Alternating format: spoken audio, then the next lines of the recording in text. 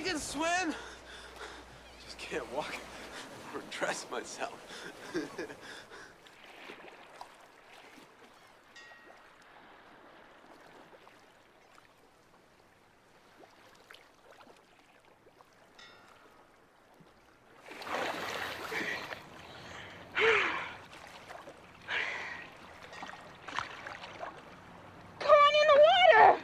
Take it easy. Take it easy.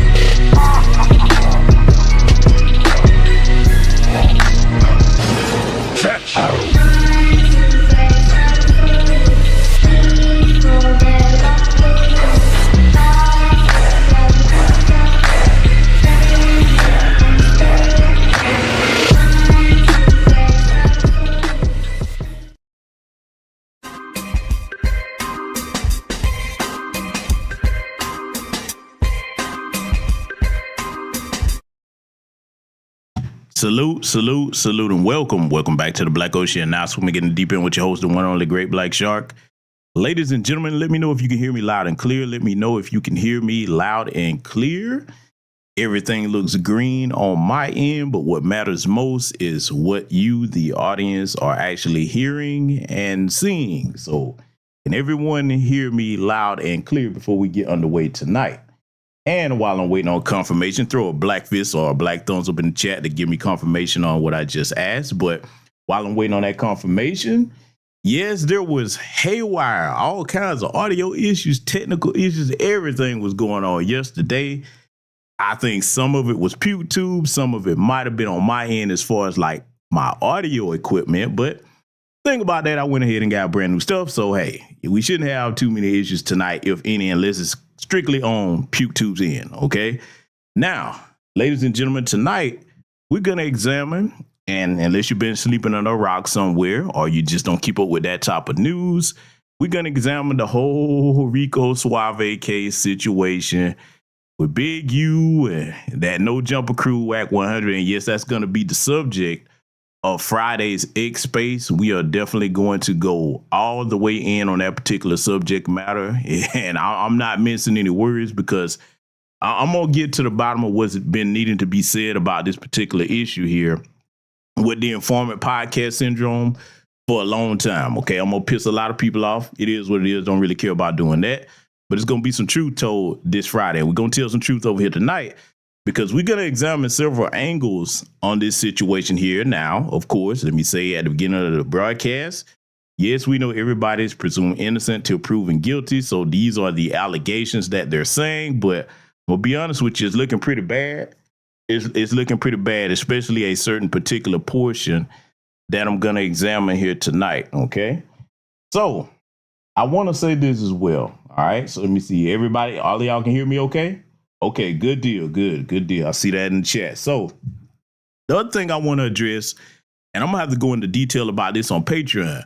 It's a separate issue from tonight, but the next Patreon broadcast I do, which will be tomorrow, okay, at 7:30 p.m. Eastern Standard Time, I'm going to address these signal intelligence leaks that came from either Pete Hegseth, the Secretary of Defense now, or his staff, okay? Because the way they're trying to downplay that, like that's no big deal. I'm like, no, that is a big deal. And he's trying to save face with his excuse.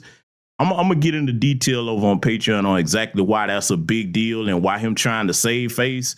Nah, a lot more damage was done with that than he thinks. And see, I know, because coming from the perspective of a retired veteran, I'm going to say this. Well, anybody in here is either current Air Force or retired Air Force. I want to see something real quick, because I can't go into complete detail on that on main YouTube channel here. But I want to see something. I'm going to test the room real quick. Do we have any Air Force veterans in here? All right. Because I'm going to ask a real strict question. And I want y'all, if you are, to answer this question for me. Okay. Because as you all know, my particular branch of service was in the United States Navy, but it applies to anybody in any branch of the military. But I definitely want to see if there's any Air Force in here. Okay, so Theodore of Desert said his dad was retired Air Force. Do we have any active or current retired Air Force in here? All right, or anybody, any branch of the service? Because see, let me go ahead and say something, man.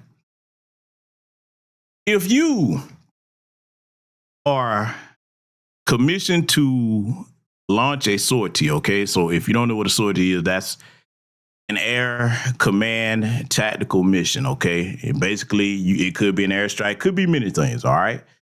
If you are the pilot designated to go on that run and somebody leaks the details of your operation to the opposition, do you know how dangerous that is for those particular pilots, the crew, and believe it or not, anybody that's on the ground helping to field target information? Do you know how dangerous that is?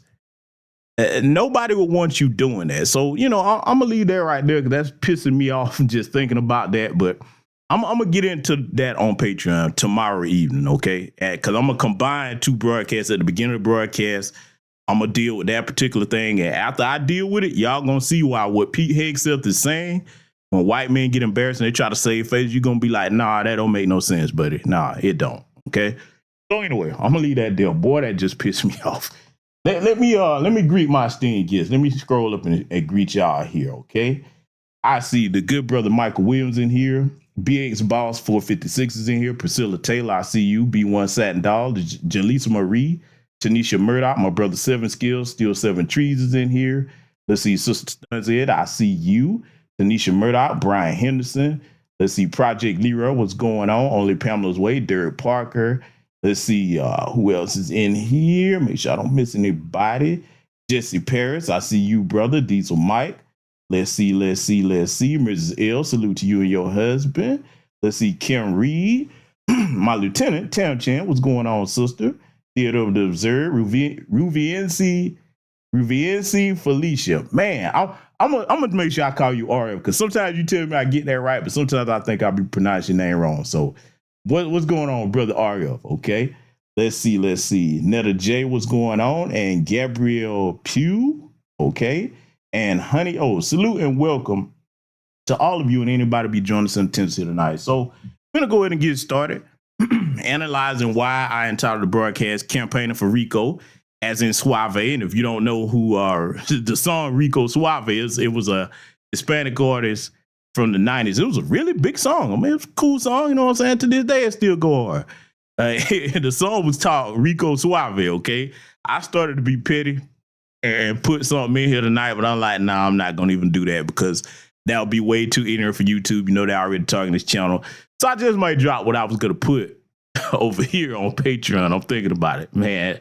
The ignorance I was going to show y'all yesterday, it would probably, look, we probably had difficulties with the stream yesterday for a reason, because that would probably the Lord let me know you're going too far, GBS. Don't do this, my son. Yeah. Y'all know my mind, though. It was going to be extremely petty. But anyway, look up the song if you want to hear it, because that's what these jokers over here campaigning for. Now, let me say this, man. When you get to the age of the individuals that we're going to be reviewing here with this broadcast tonight, and you still run around doing the same things in the streets that you were doing when you was a teenager that didn't know better, that's a sad commentary on your life as an adult man or woman, okay? But we dealing with men here tonight, all right? Very sad commentary, okay? It's just a piss poor example for anybody in the community that looks up to you as a young child. Okay, and you know, it's just not it's just not a good look to be doing some of the things we're gonna be reviewing here that's alleged tonight. Okay, so anyway, we're gonna dive into this. I'm gonna be stopping it where need be. So grab some pens and pads and let's get ready to take some notes and teach some lessons. This is bad. Really, really, really bad. If you haven't heard already, earlier this morning, the Department of Justice announced that Big U, Loose Cannon, and Brick Baby, they've all been charged in a federal complaint alleging racketeering crimes were committed by the Rolling 60s. 19 people total have been arrested and charged in the first federal complaint. Now, this federal complaint is surrounding Big U and Big U Enterprises, and the people you see on the screen are people the feds believe helped Big U commit crimes. Brick Baby is also the subject of another separate sealed indictment that we know nothing about until Brick Baby goes to court and the indictment gets unsealed. So there's a lot of components working here, and I'm gonna try to simplify it as much as possible in this video. This came as a shock to a Now, before Flacco gets started, and yes, Flacco is Liberian. Yes, I'm aware he can be a disrespectful tether over there on X. But he does have this information that we're going to review here. So just full disclaimer, I know who this Joker is. All right. He got a lot of issues going on himself. All right. But see, the focus here tonight is going to be the information he's presenting. So let me go ahead and say something else too. I want you to keep in mind all the individuals that we're going to be reviewing here with the things that they're alleged of doing and committing and being involved in. You better understand that corporate America puts big money behind promoting these idiots, okay? Because you know just how I go hard in the paint on Glorilla, 60 Red, Suki Hunt, and all of that? Well, these are their male equivalents in a different way, okay? Now, let me thread a needle on how they're just as damaging to the community as the 60 Reds, Glorillas, and Suki Hunts, okay? Because if I put my foot on one of them, Nick, I'm going to put my foot on the other. Y'all know I do it even-handed over here. You have the women that I mentioned, that, you know, corporate America will promote. to destroy the image of black women in America and further try to lead young, impressionable black sisters down the wrong path. So this is the inverse of that with the men, okay, or the opposite of that with the men. The same thing as far as like destroying the mindset of what young black males should be as far as proper masculinity, wise decision making, trying to actually, get out here and make something of yourself without having to go out here and terrorize your community or, committing crimes in general. See, when the white supremacists go to talking about black on black crime, this, that, and the third, they choose these idiots that we're going to review here tonight. And we know that they don't represent the entirety of the black American community, not the foundational black American freedmen community. No, they don't. Criminals represent a small percent of our community. Criminals represent a small percent of even our overall people that are incarcerated. Even though the 94 crime bill did some damage, all black men are not in prison, nor are the majority of us are in prison. Okay, we're not. So let's just get that straight. But the white supremacists love to take the least common denominator or the worst example of our people and hold this up as the face, just like they do with the Suki Hunters, Sexy Reds, and Glorrillas, okay? So does everybody see how that correlates? I just want to make sure that everybody's aware that they use these idiots to damage and denigrate the image of our people. And here's the thing, whether you like their music or not is not even up for debate, because I can't tell you what to listen to, but I want you to understand how they will take the worst images of us and promote that to the world abroad. Now, here's the deal, whether it's dealing with the Glorilla types or these clowns here that we're going to be reviewing tonight. I'm going to show you what the common denominator problem is. When a lot of these immigrants come over here that have never been around foundational black American freedmen, they're looking at this crap as who they think the representation of our people are. Do y'all see now, men and women in my chat room listening to this live or recorded, do you see now why that's such an important issue that we fight back against this narrative here? And it's important for us to own, operate, and control our own media apparatuses so we can put out the actual positive images, which are the majority of black Americans. You understand? Everybody see how that works, okay? I want you to understand why they come over here and they have them sentiments towards us. And salute to the good brother Black Truth United for the cash out. I want y'all to see why they have those sentiments towards us. And a lot of them have never even been around our people, okay? So I hope that makes sense. We're going to continue analyzing this. A lot of us, but the people involved like Brick Baby and Loose Cannon, they've been expecting this for a very long time. It's been a countdown, to be honest.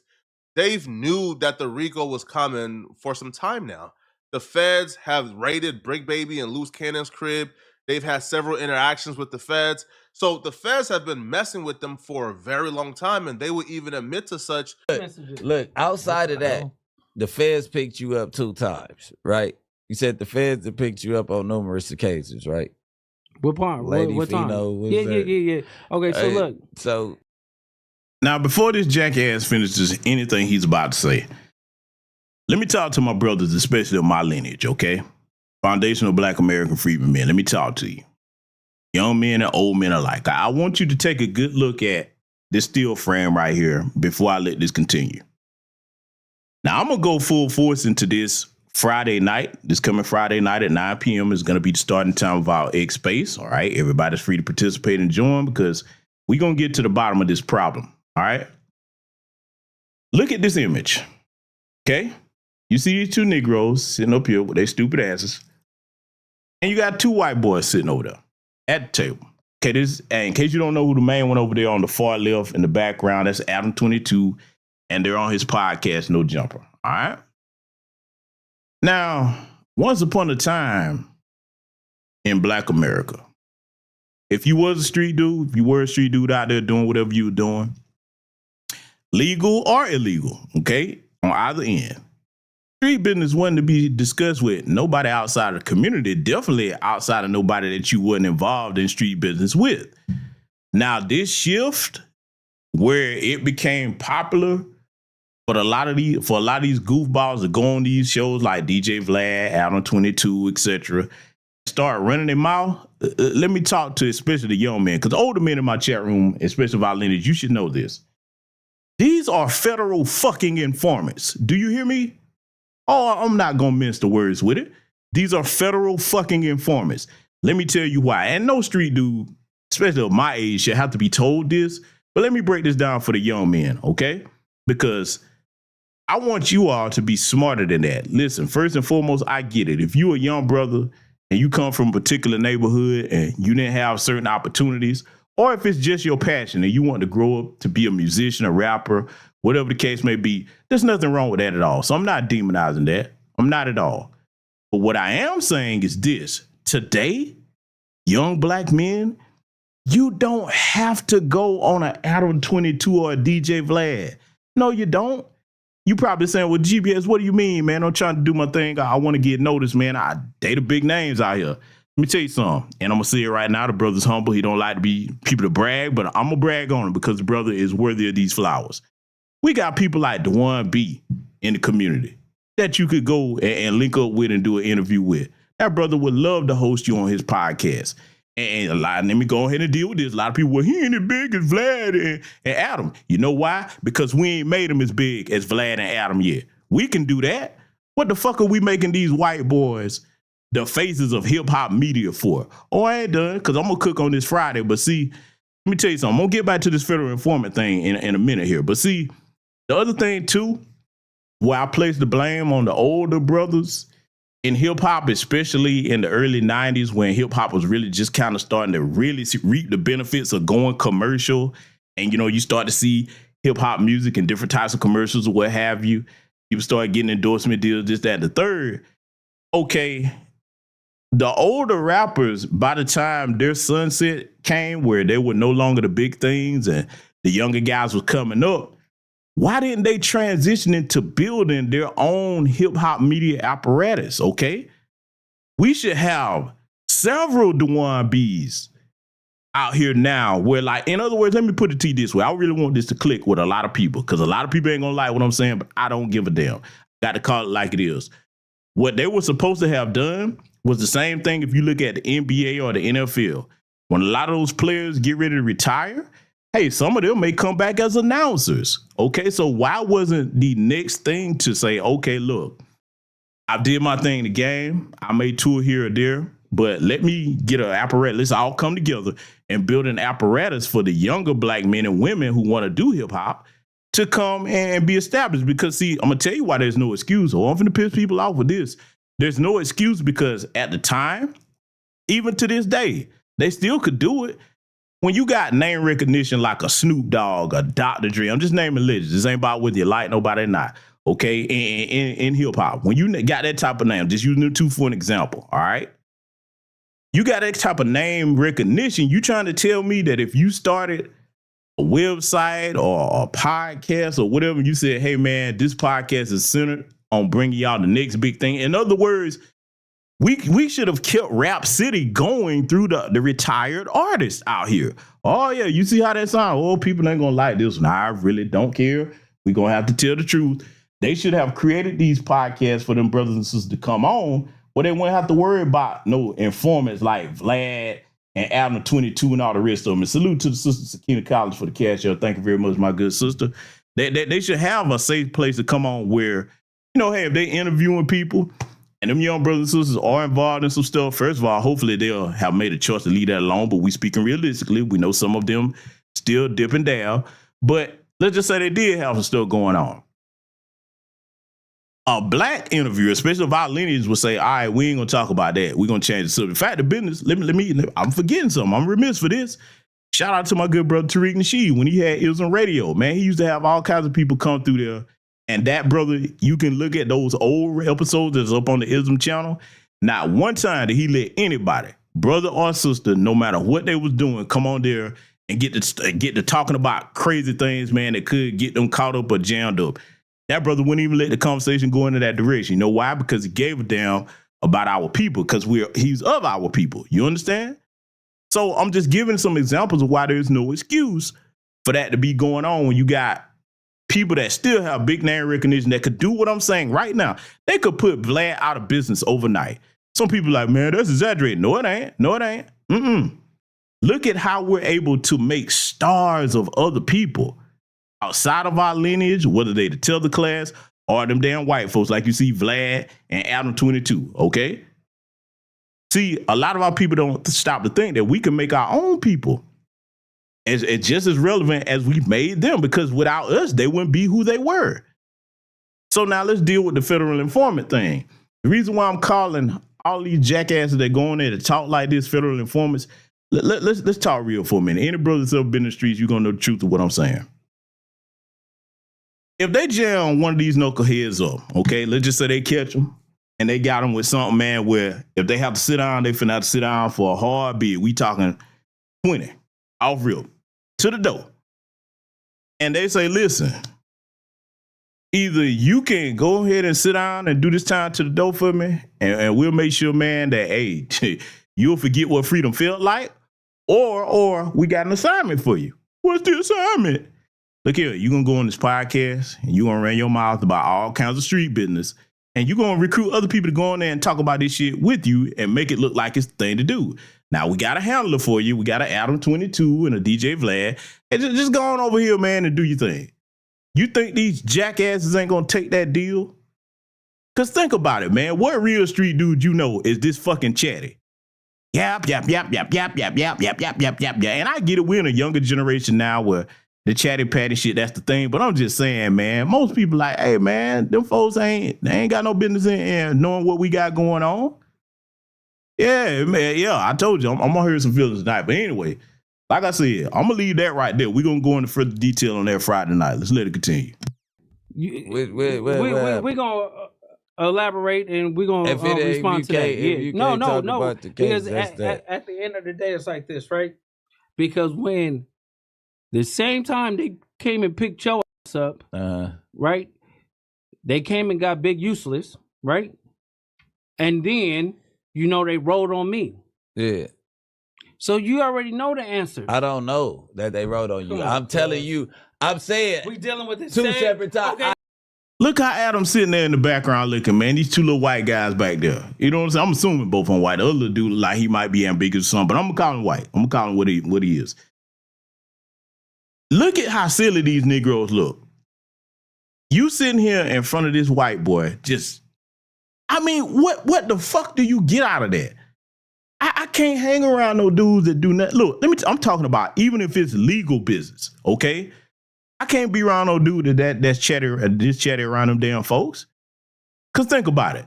Whether it's legal and definitely not illegal as far as them folks, whether them folks got something legal or illegal going on. When the last time you ever see them sitting up in front of us spilling their business all over the place?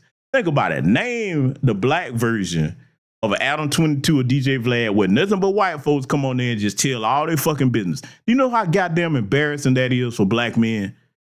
And I'm not, like I said, these knuckleheads don't represent us, but I'm saying they represent our image. Let me put it this way. I want to be very direct and clear with my words. They represent our image. That make us look like some fucking fools, man. You can't find no other community to do that. Show me the black version of DJ Vlad, Adam 22, that where the Asians come on there, the Hispanics, the East Indians, Arab, they come on there just tell all their fucking business, just yapping about shit that's underground in their community. You see what I'm saying? These motherfuckers ain't nobody to look up to. I don't give a damn if you like their music or not. This is very stupid. Let's let it continue. I hear you. Okay, wait, hold on. You're talking. No, look to them. Okay, so listen. You can't just say Okay, so Loose Cannon and Brick Baby revealed last night that Loose Cannon, Brick Baby, and Big U all had a run-in with the feds right around the exact same time. Now, Brick Baby house was raided and an AK-47 was found. And Brick Baby picked up a federal gun case at the time. Now, Brick will say that the feds and the state police raided his home. However, the feds didn't really charge him. It's the state police who charged him, but it was a DA reject. But after they raided his crib, Brick Baby will confide in his homie at the time called Christopher Lovejoy, aka 600. And he will tell 600 that he was notified that Big U was being investigated for a federal RICO. And he will tell 600 that the federal RICO was stemming from a hot one out of town. And by hot one, he means a murder that took place out of town. 600, that go back to you. He told you, the bears talked to him and told you what? You understand? I'm with Brick at this time. I was his savior to bring it back to the hood. He's telling me everything that's going on, so I know what's going on with the case and all everything other. So he's telling me, man, the feds be on all your videos, bro. They like, man, Lovejoy gives us a tour of the hood every day. He telling me watch all your videos. You know what I'm saying? I'm like, huh? Why do I watch my video? Like, whatever. But he's like, yeah, bro. They found the chop. I'm like, okay. So I didn't really think nothing of it because, like I told you, my whole stance with him at that point was he never told before this. So I just assumed that he was in some hot grease and he had whatever he had coming from the legal system. So I never really followed up on till time started going by. Like, nigga, what's up with that case? They start going around it. You feel no, 600. Your first red flag was when he started telling you the feds was telling him about Big U. Oh, feds don't go to telling you unless. Now, in case you wondering, this is Whack 100, okay? Another rat. Yes, I said it. You goddamn right. I'm calling all of them over there on Adam 22 No Jumper Podcast rats. I said it. Let me tell you something, man. Let me tell you what I don't like about this, all right? And I'm not defending anybody on this, but I'm just talking about what's intelligent and what's not intelligent. They're on the phone discussing street business, okay? Now, ladies and gentlemen, in case anybody is not aware, we're in the most technologically advanced era we've ever seen in human history. Do you know that they don't have to come physically tap your phone anymore? There's several ways to do that from abroad and hack your phone, man. Look, let me talk to you. Young black men, please listen to me, okay? Especially those of you from the TikTok, Instagram generation.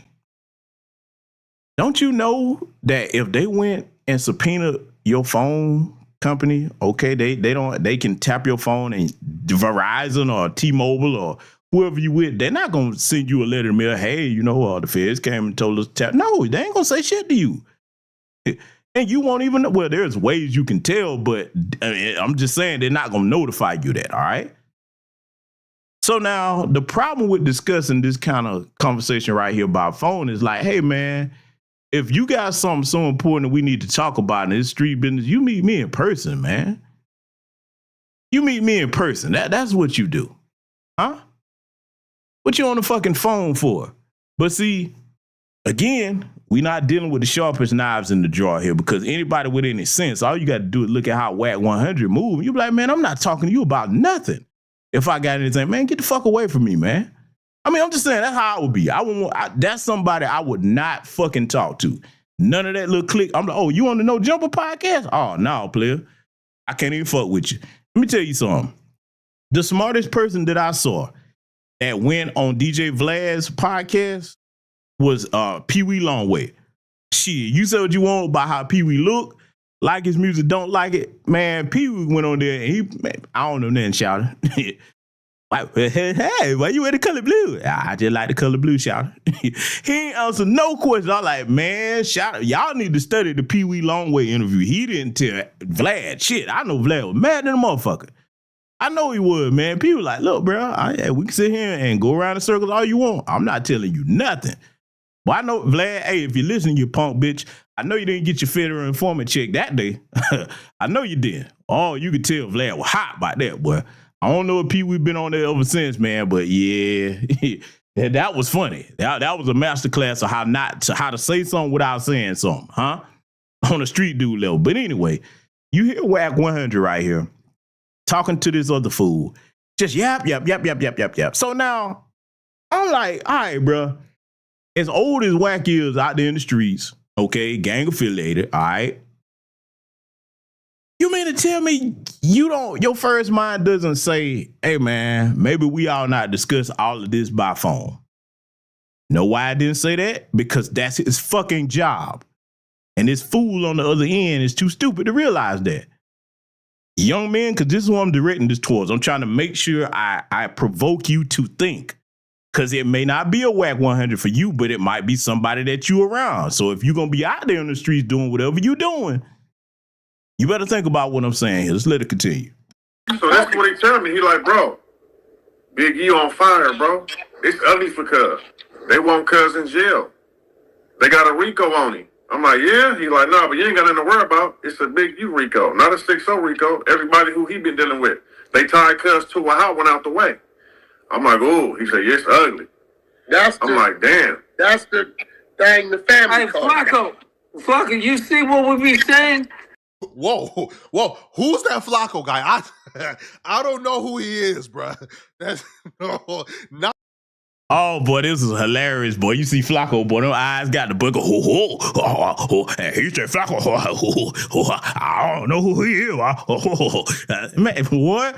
Flacco, you a funny motherfucker to be a teller. I see you be popping your shit over there on X trying to talk about my people, but brother, I already said your appearance on camera, man. You come up here with a little piece of head. You don't have your beard grown.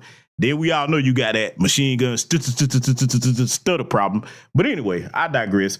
You see this fat motherfucker here, boy, that lets you know that, hey, you can't talk about no street business around somebody like him because he already told you. He gonna tell it. His idol is charged in white. Captain Snitch himself, 101. And let's clarify snitch again. Snitching isn't if you a civilian and you just living your everyday life, somebody victimize you, rob your neighbor, and you call the police and tell. That ain't snitching. Snitching is if you in the commission of a crime with somebody. Okay, y'all decide to go rob, steal, whatever you gonna do. And then you tell on that person like Charleston White, then I passed through the gun, retarded looking fucker. Yeah, I said it. Boy, don't get me started on that clown. Anyway, a lot of you idiots going on this podcast, especially when Fat Boy up here with these damn steak fry looking fingers, because tell the truth, the boy hands look like steak fries. That's what they look like, okay? You going up here talking about your business around here? What kind of street dudes do that, man? See, I'm directing this primarily to young black men because I don't want you out there in the streets doing that. There's too many ways to get money today where you ain't got to be out here doing nothing illegal, okay? Unless you just so far caught up in something. So I want you to consider that before you even decide to get in the streets and do any kind of dirt. But even if you're not doing dirt, you need to be mindful about being around people like this, okay? The Adam 22s, the Flaccos, whoever. Sometimes you have to cut off entire groups of people if you watch how they're moving, okay? If you want to protect your path in life, okay? If you got something going for yourself, and you ain't got to have no arguments with it. Hey man, I'm cool on that, bro. You go ahead and do your thing over there. I'm busy. I got stuff to do. What you doing? Nothing. I'm gonna wake up and be black. That's what I'm gonna do. That's about as far as you tell these kinds of people, man. They worse than bitches, man. I got to say it, man. Just sit around, chat. I mean, come on, man. Young black men, let me talk to you about something, man. You know, I often try to break down the true definition of power over here for you. I've done it many times over the years. Let me add something to that tonight. You want to make sure that you stay on the trajectory to power or keep it if you already have it, okay?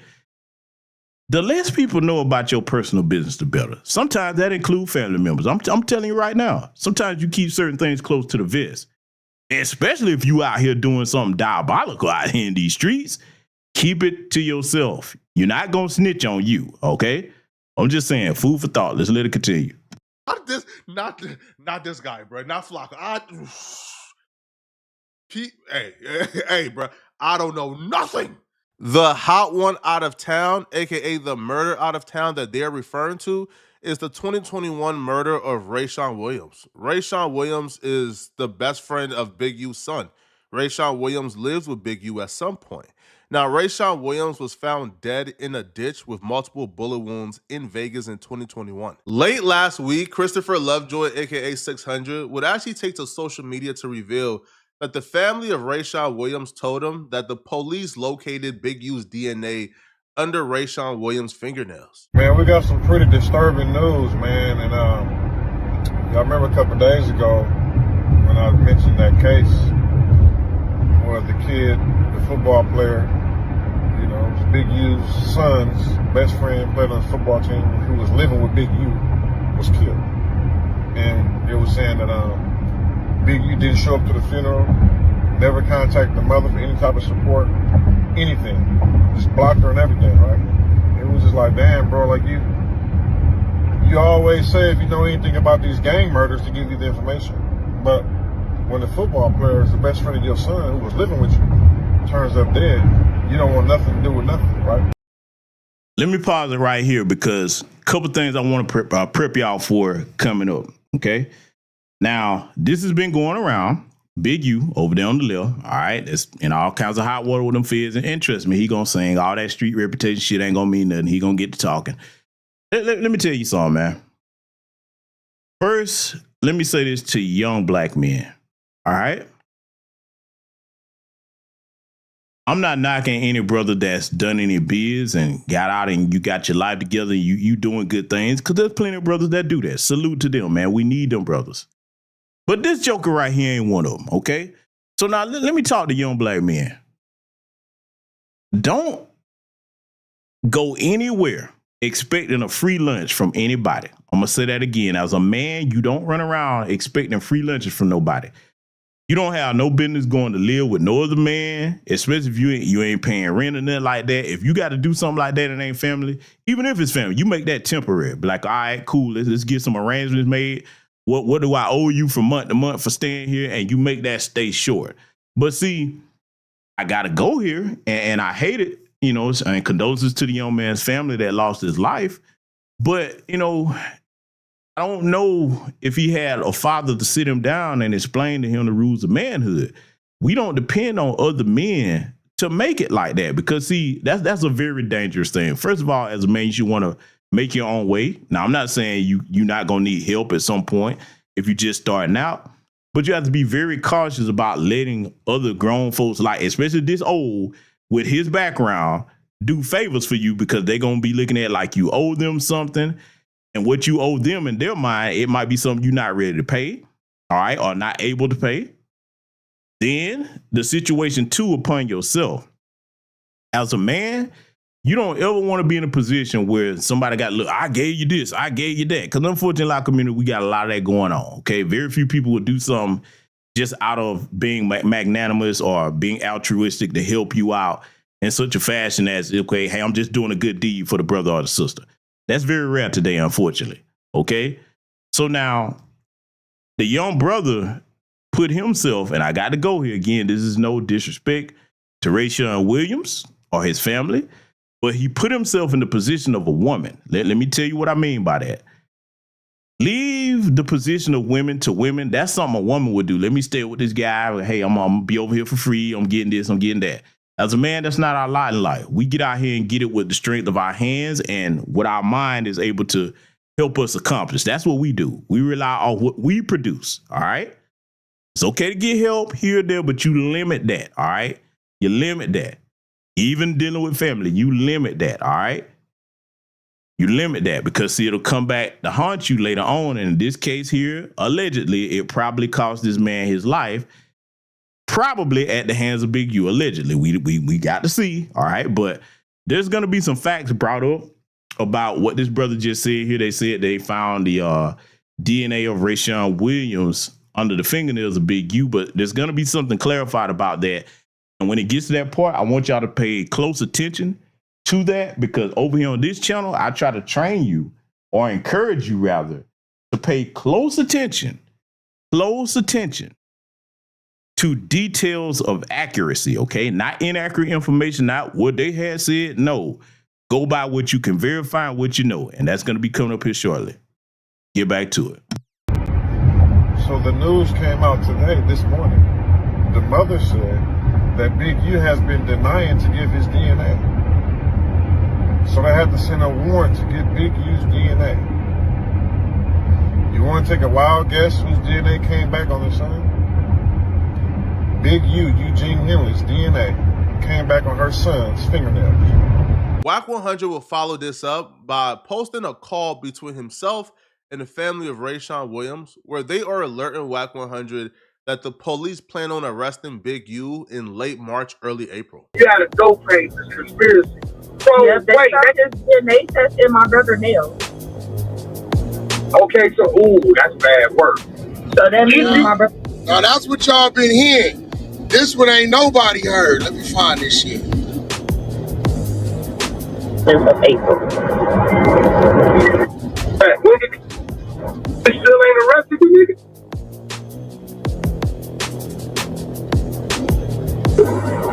Well, they told me between me and you, please, that's one. Between me and you, don't tell nobody, because they don't want nobody to know. Now, before we let this phone call go on, and just so you all know who's talking, this is Whack 100 on the phone talking to the family. Now, I want you to notice a pattern, because young black men, if you over here listen to this broadcast tonight, and young black women, because you need to know this as well, I want you to notice a pattern. You know, over here, I'm big on teaching pattern recognition, okay? Notice Whack is always on the phone with somebody, recording conversations. Do you think this boy ain't working with the fucking feds? I want you to notice that. Because, see, it takes somebody of my age, I guess, to point this out to the younger people. Because, unfortunately, a lot of times, younger people, some, not all, some younger people would just look at somebody's reputation. They'll see if they got a certain amount of respect in the streets, or perceived respect in the streets. I'm going to say perceived, okay? Because you got whole federal informants like this clown always recording somebody. You heard what the woman told him. Hey, look, just between me and you. Now, I'm going to say something, and it's going to be somewhat facetious here, but I want you to look at Whack 100 face. Does this motherfucker look like that's somebody that you can tell something and he not going to run and go tell everybody? Huh? See, we often talk about women that gossip. Oh, no, look, and I got to admit this. I remember probably about a decade ago, I remember when, you know, I first heard that, yeah, man, men gossip as bad as women. Now, you know me, being the old school Sigma male, man, don't do that, blah, blah, blah. No, we don't. Because, you know, the guys that I was around and grew up in my family, no, that's not what I saw. However, as the years went by, I was forced to concede that, yes, you hearing it here, I'm admitting it. Yes, you have a lot of bitch-ass dudes out here that gossip just like hoes. Yes, they do. And this motherfucker right here is one of them. So I just want you to notice the pattern. Always on the phone recording somebody. Y'all telling me this ain't the feds? Man, please, let it continue. We're going to be making an arrest the ending of March, the beginning of April. She told Whack don't tell nobody, but Whack told the entire internet. Now, Whack's explanation for this is he had to tell the internet because if he didn't, people will look at him a certain way. But right on cue, everything that's been discussed on the internet over the last year and a half surrounding Big U, Big Baby, Rayshawn Williams, and everything in Loose Cannon, it all came in fruition, even down to the exact arrest date. Right on cue, the feds announced the federal indictment of Big U and 18 other Rolling 60 associates this morning. Good morning. I'm Joe McNally, the acting United States Attorney here in Los Angeles. Today, we're here to announce federal criminal charges against Eugene Henley Jr., a career criminal known as Big U, who used his contacts and leadership role in the Crips criminal street gang. Now, let me pause this right here to point out something about them announcing these charges. And look, this isn't in defense of Big U, but I need to point this out specifically to young black men, okay? Notice how no matter if you did your time and got out or not, when they get you with something, they refer to us as career criminals. I want you to catch that. The reason why I'm highlighting that is I want you to understand that if you get out here and you make the decision, to get out here in these streets and get caught up in stuff, once you get arrested that first time and they put something on your record, to them and their system, you are a career criminal. Okay, so if you are listening to this broadcast, hopefully my words are reaching you and you made the decision, hadn't made the decision to jump out there and jump off the porch and get yourself involved in stuff you don't understand. Hopefully this will resonate with you, because you better understand that there's no loyalty out here in these streets with these types of guys, man. So, you know, just think about your actions before you make certain decisions. Let it continue. The entertainment industry and a youth charity to further his own criminal enterprise, an enterprise engaged in murder, extortion, robbery, human trafficking, COVID fraud, and other felonies. Mr. Henley and several other individuals linked to him and his criminal enterprise were charged in a criminal complaint with federal racketeering conspiracy. Mr. Henley is a fugitive, and he is currently wanted by federal law enforcement. We will learn several things during this press conference. We will learn that the feds have been looking at the podcast in LA. They've been looking at several LA podcasts, recording, taking down everything. So if you've been... Let me interrupt Fat Boy right here. No. They're not looking, air quotes, at the podcast. They set up the podcast. let's be real with this. Like I said, I'm gonna go into this Friday night. Don't worry, I'm gonna repeat everything I said. And anybody got a problem with it, you come on over Friday night, and I'll repeat exactly what I said on this live stream in that X space. Okay? No, they're not looking at the podcast. They set the motherfuckers up. See what's gonna have to happen, because I know I'm a black man saying it. Certain people not gonna listen. It's gonna take years later, and it's gonna come out that both Adam and Vlad was on the Fed's payroll. It's gonna come out. I'm telling you. It's gonna come out. See, ask yourself this question. Ask yourself this question. Go back to before Vlad was famous and go back to before Adam was famous. Okay, now, gotta be honest. A lot of silly Negroes contributed to them getting where they are. But do you really think that they took off as fast as they did without some type of extra funding? Huh? See, for anybody that still hadn't connected the dots that might be young and naive, let me go in and thread the needle for you. Do you understand that mass incarcerating our people is big business? It always has been. For every one of these idiots that they get to go on these podcasts and tell all their business, you looking at, I'm going to show you how politics come in. Say you got an up-and-coming prosecutor in a particular area, okay? And one of these idiots state that they done this stupidity in. Up-and-coming prosecutor, he can use that to run on relation. Hey, if you blah, blah, blah, elect me, I'm going to go after so-and-so, huh? Oh, it's starting to click now, huh? I'm showing you how names are made off of this as far as political capital.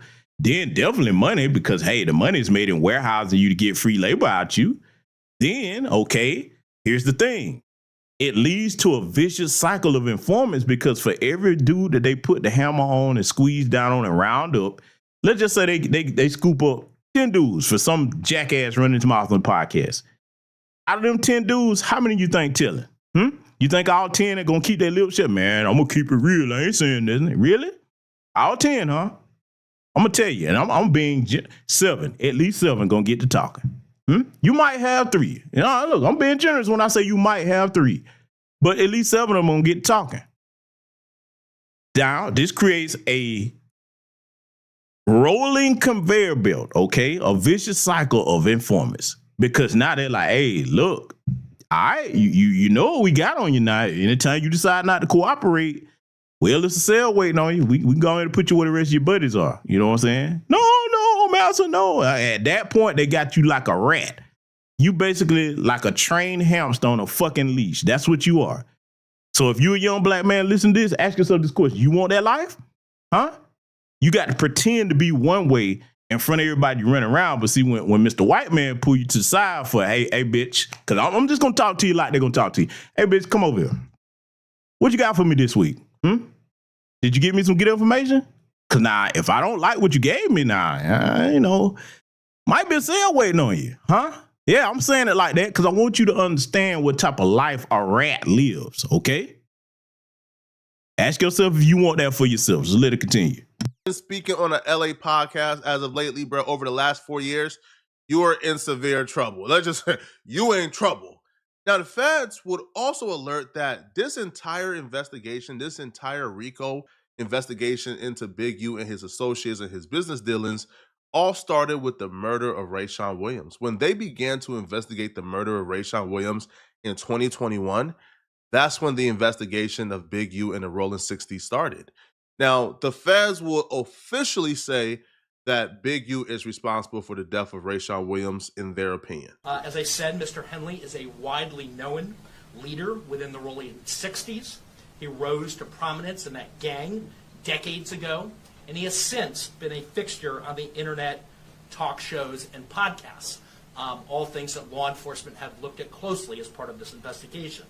He has maintained the image of an entertainment industry entrepreneur running a music label, and of somebody who gives back to the community here in Los Angeles, funding a South LA-based charity, developing options, which purports to help at-youth risk escape gang life and escape the perils of gangs in high-crime areas. The facts. He meant to say at-risk youth. He said that completely wrong. He meant to say at-risk youth. But Let me throw something else in here for young black men to think about, because just in case you're a brother listening to this, you're a young brother, you out there in the streets doing your thing. Let me throw something else at you about watching who you deal with. It's not enough to cut off the big U's out there, okay? You better cut off any of them hoes that fuck with them. I'm going to say it again. You better cut off any of them hoes that fuck with people like that. You know why? Because if you won't let them get close to you, the next thing they're going to do is send a bitch. Okay, I can't get there. Send him over there. You mess around and kicking it with them, whatever you got going on, and get to running your mouth, she going to go around back and tell him all your business. Okay? Better take notes on this broadcast over tonight, because I'm going to game you up like most people not. I'm not missing any words. Just let it continue. Alleged in the complaint paint a very different picture. It is one of a murderer, a thief, a liar, and a cheat, and the criminals that enabled him. For example, Mr. Henley engaged in a murder of a musician signed to his label in 2021 and dumped the victim's body in Las Vegas off of the I-15 freeway. He then attempted to evade and obstruct the investigation into the murder, including ordering witnesses not to speak with law enforcement. Let's run through the murder of Rayshawn Williams and exactly why they're tying Big U to the murder of Rayshawn Williams. Rayshawn was signed to Big U's record label, Unique Music. So on January 20th, 2021, Big U sent Rayshawn Williams to Vegas to record music in a Grammy-nominated studio. He got an Airbnb for Rayshawn Williams, and he paid for the studio time for a week. Rayshawn Williams was to record a bunch of music, and afterwards, Big U would choose which music he can get behind according to the affidavit. But according to the documents, when Rayshawn Williams got to Vegas, he really wasn't taking advantage of being able to record in a Grammy-nominated studio. He will record one day, take the next day off. They won't see him the following day. He come back, and then they don't see him again. So the Grammy-nominated studio, right, one of the employees contacted Big U, and they let Big U know, hey, bruh, you paying for studio time, but homie ain't really coming to record like that. Now, let me pause this right here, because, see, remember what I said about not accepting free lunches from people like a Big U, okay? A lot of people may laugh at this, but I give these two young brothers I'm about to mention respect for as like their business acumen at a very early young age when they got into hip hop, okay? The music might not be all that to some people, all right? But you got to look at today, with all the technology you got, you don't have to go deal with nobody like a Big U. You can take your time and stack your money, get you the right equipment, and record right in your home, okay? You can get microphones you need. You got all types of programs you can use, okay? Even as far as like making your own beats, there's too much technology out here to allow you to do that yourself from your own home or somewhere, you know, in your community. So now you got to look at people that, and this is before we had the technological advancement we have now, but you got to tip your hat to people like Soulja Boy and Lil B. I'm going to tell you why. They didn't run and rely on other people. They got their grind on, and whether you like their music or not, they own their stuff, okay? They own their stuff. So, you know, sometimes you have to kind of look at the example that a person says, whether you like their music or not, or even if they do goofy things, play past that and say, okay, look at the business model that they use, okay? That would have been better for this young man than going out there relying on Big U. Because, see, you got to understand something, man. You going out there and you basically spending this man money. He paying for studio time. He done got you an Airbnb. This is why I said earlier, that's you doing what chicks do. That's what women expect, to get things from men for free, okay? No, you're not a chick, bro. You a man. No. And see, like I said, no disrespect. I don't know whether your man's father was, but if he had a father, his father be like, nah, boy, I understand this is what you're trying to do. Nah, we going to get your music recorded here, and then we can talk business with him about, hey, you can send him this, send him that. And, you know, let's see about getting a contract that's fair for you so you can get paid what you're going to get paid. That's how you do business, okay? But unfortunately, perhaps Rayshawn Williams didn't have anybody, you know what I'm saying, to game him up like that. See, this is why men are important. This is why fathers are important, okay? Because, you know, it just led to something that ended up, he lost his life. And allegedly, Big U, they're saying, is responsible for that, okay? They're saying Big U is responsible. So now I want to reiterate this as well. What ended up happening with that DNA up under Big U's fingernails and everything, it came back inconclusive. All right. So that means that they can't say it was him, but they can't say it wasn't. So a lot of people like, yeah, that actually happened. Like, nah, in the documents, that's not what they're saying. Okay. As far as the feds, all right, being a day when I said that. All right. But anyway, young black men, keep that in mind, man. Stop expecting free lunches from other grown men. That is not your station. If you want to be respected on an equal playing field as men, you can't be accepting a whole bunch of free lunches from other men. Let me give you this advice on that too. Let's just say you down bad in a situation where you do have to accept a favor from somebody. Let me tell you how you handle that as a man. Minute that you able to straighten them out on whatever they solid they did for you, you pay that back. Hey, bro, good looking out. I appreciate you. Bam, put that in that man's hand, just like he gave it to you. That way you build the respect and people say, okay, yeah, this is a solid brother. You know, I know if I ever, you know what I'm saying, he ever need my help or whatever, yo, I don't have to worry about him keeping his word and paying me back. See, that's how you get equal respect. You can't get that by trying to carry yourself like a woman. So let it continue. Big U, being really annoyed according to the court documents, hopped in his vehicle with one of his right-hand mans who goes by Robinson. So Big U and Robinson hopped in the car and they drove to Vegas. Big U popped up at Rayshawn Williams' Airbnb at about 2 a.m. on January. Man, shout out to my brother, ATL_007. I got to read this comment. Brother, you hit the nail on the head. Hey, listen, y'all check that comment he just put in the chat room out. Free things cost the most. Yes. I'm telling black men and black women that anything free is going to cost you the most. Now, the women going to be a little bit more hard-headed about digesting that. Cool. They'll learn the hard way. As a man, you better digest that comment that brother just made. Free things do end up costing you the most. Excellent comment, brother. So let it continue. 24th.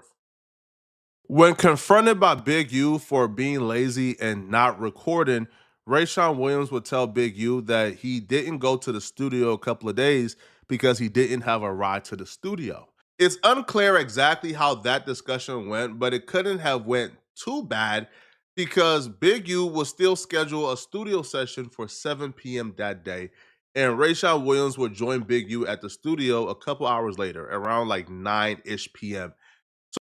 Now, see, this is where Flacco game goofy ass don't understand what was going on. Now, let me tell you why. No, it couldn't have went too bad. No. See, you better understand if you're dealing with a snake like a Big U, they ain't gonna just come at you right off the bat if they finna do you some dirt. Nah, they're gonna reel you in and make you think everything is cool. So if allegedly Big U is responsible, if he is, hey, you know, he'll like, nah, let me go ahead and let you think everything is still cool. You know, I'm gonna pay for some more studio time. So that way when I decide to do whatever I'm gonna do to you, if he did it, you won't see it coming. See, those of us that grew up with our fathers in our lives, we know to be very, very, very cautious about who we trust. Very cautious, especially if you accept the free favors from somebody and then y'all done already had. Because see, that's another thing, young man. You better be careful if you get into heated discussions or heated conversations, arguments or whatever with other men.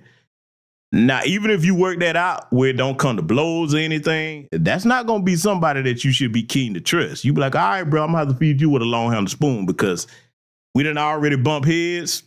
Look like, you know what I'm saying, this, even though we squashed it or whatever, you better keep that in the back of your mind that, hey, if they get a chance to do you something, man, they just might, okay? Always keep that in the back of your mind. So let it continue.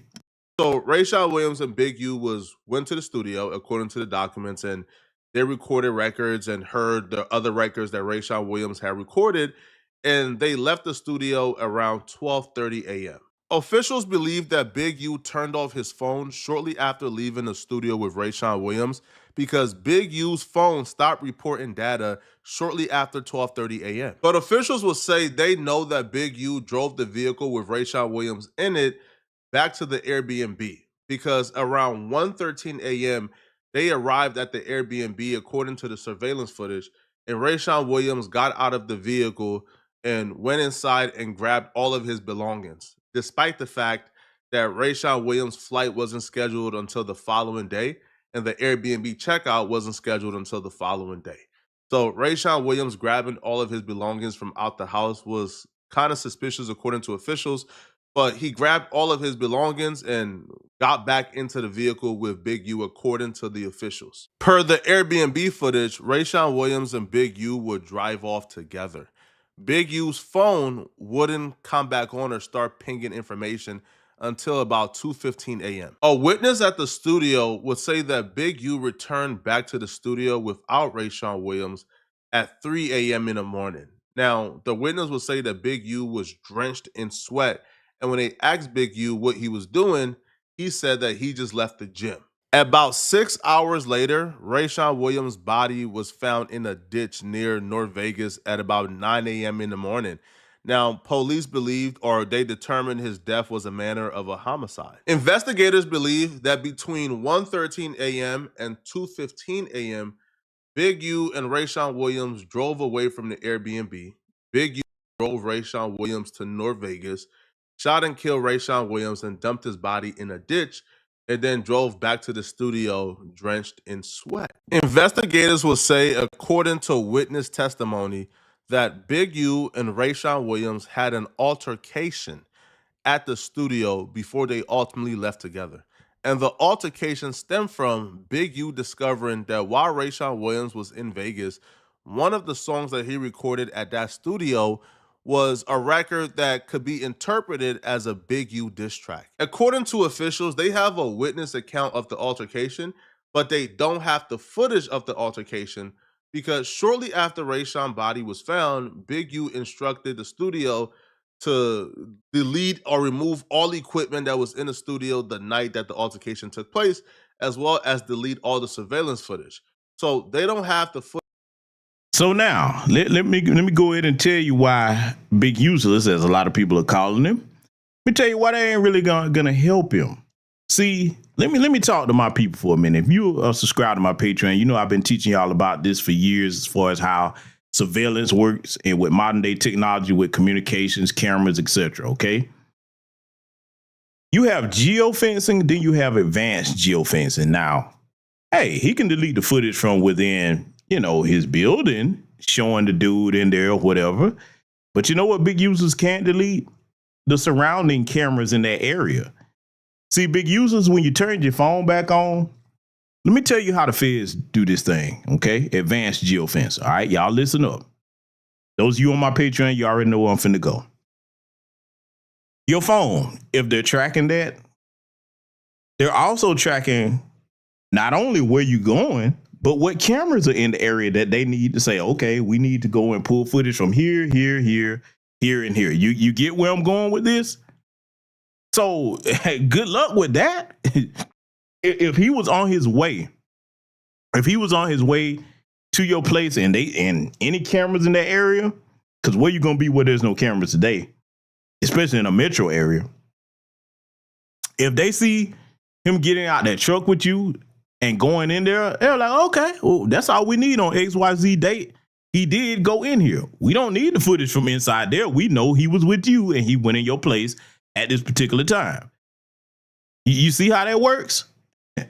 Yeah, man. Like I said, it's not looking bad. It's not looking good for him, man. It's looking very bad. And y'all ain't heard nothing yet because, I give Flacco credit. You know him being over there at Fed Central headquarters, he would have access to all the information and everything, being his employee as a Feds. So I think Flacco is one. Nah, I doubt it. I doubt it. He's too scary to be involved in something like that. And I don't think he has the intelligence to actually pull that off. But I could be wrong. Stranger things have happened. Anyways, let it continue. Footage of the actual altercation, but they have a first-hand account of it. And that's why they're charging Big U with the murder of Rayshawn Williams. Answered questions when he was down there. They asked him when the last time you saw this person or this person, that person. And he told him, 6 months, a year. Nigga, it's not believable that a human being went that long without washing their hands because your skin get up under his nails. You had to see him. So he kind of himself saying he ain't been around him, but his DNA. But that ain't even the worst. The worst ain't even come out. So I told Six, until it come out, you don't say nothing. It come out, it's in the blog. Hey, I ain't gonna lie, Wack. From my perspective, I don't know about them 6 months. The 6 months is kind of like, bro, if there's eyewitnesses who seen you at the studio that night, it's kind of 6 months is hard to believe, especially if this is somebody who used to live with you. This is somebody who was signed to your label. Not seeing them in 6 months, but they're signed to you is kind of like, I don't know about that one. But in terms of the DNA, there has been some misinformation being spread about Big U's DNA being found under the fingernail of Rayshawn Williams. The truth about that is they did indeed get Big U's DNA, and they did indeed test it. Now, the DNA results came back inconclusive, but we can't exclude him completely, meaning Rayshawn Williams probably had multiple people's DNA under his fingernails, right? He probably had his girl, had his mom, right? So they're saying that we can't completely say Big U's DNA is here, but we can't say it's not either. So it's inconclusive. Investigating this murder and trying to really pin down Big U was the beginning of this entire investigation into Big U Enterprise and the Rico we currently see with the Rolling 60s. Without this murder, this investigation in Rico never happens.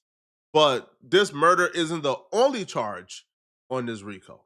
They're charging Big U, as you guys just heard, and his associates with robbery, fraud, human trafficking. So let's get into some of these charges and really break it down. So let's get into the human trafficking charge. Henley's criminal enterprise also engaged in other crimes, including transporting prostitutes across state lines, extorting strip clubs. According to officials, Big U utilized this woman right here, Armani Afalaj, who he was also intimate with.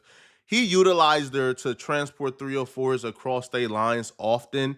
So she would recruit the women to come to Big U parties when he's chilling with the boys. Now, according to police, one of these interactions was actually captured on.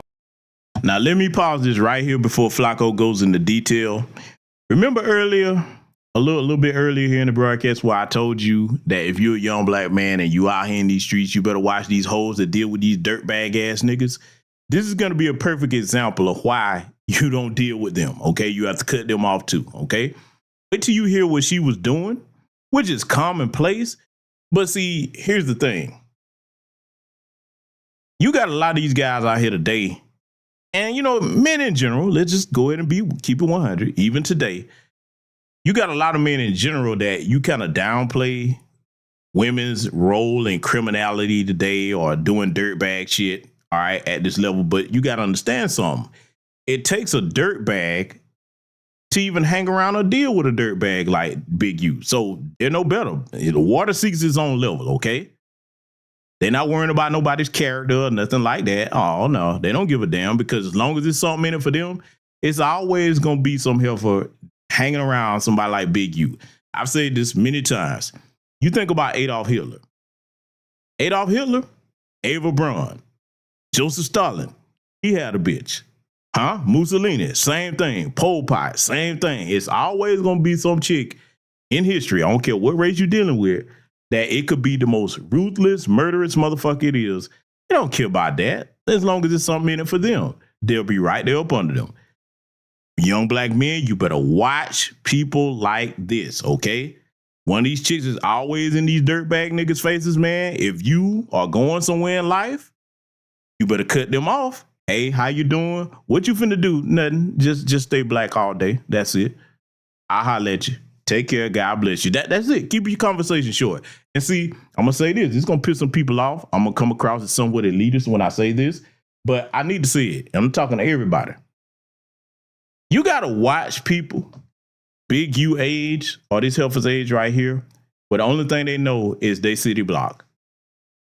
Say it again. You got to watch people like this, their age, that the only thing they know is they city block. If you a young person, especially, and you coming up trying to do whatever you're doing, by the time you get their age, you should have moved around in not only the country, but outside the country where you have different experiences. You know why this helps you? I always say travel is the best education you can get, but it broadens not only your horizons, but it also gives you things to strive for. You be like, yeah, man, you know, I ain't trying to get jammed up in these streets right here at home and be stuck here when it's a whole world out there for me to experience, to make money in, make connections in, things you might want to go see. I mean, you cut yourself off at the legs when you start dealing with people like this who all they know is right where they live. Some of these people, man, that we gonna be reviewing here, they ain't never lived where they live, man. As far as like really, when I say that, I ain't talking about like they don't travel from state to state. No, I'm talking about they had never really lived where they live as far as like going out in the world and learning and seeing things. Because if they did, they would have a different mindset. See, let me go here with this, right? You think about if you have somebody like a Big U that, you know, does what he did. Like I said, okay, you paid your debt to society, come out, you start this developing options thing. He should have been trying to do everything on the straight and narrow and make international connections to say, okay, I'm going to bring some stuff into the community where I can keep the young brothers and sisters out the streets completely. If they need some jobs or job training or whatever, I'm going to be the guy to supply that. Yes, I did my time. I served my debt to society, but now I'm going to spend the rest of my time making that up. That's how you're supposed to do that. That's how you're supposed to do that. But see, you got clowns like this, and I got to go here. You got clowns like this. They'll run around when somebody come over there. Oh, man, you got to check in. It's a tax. Okay, well, let me ask a question.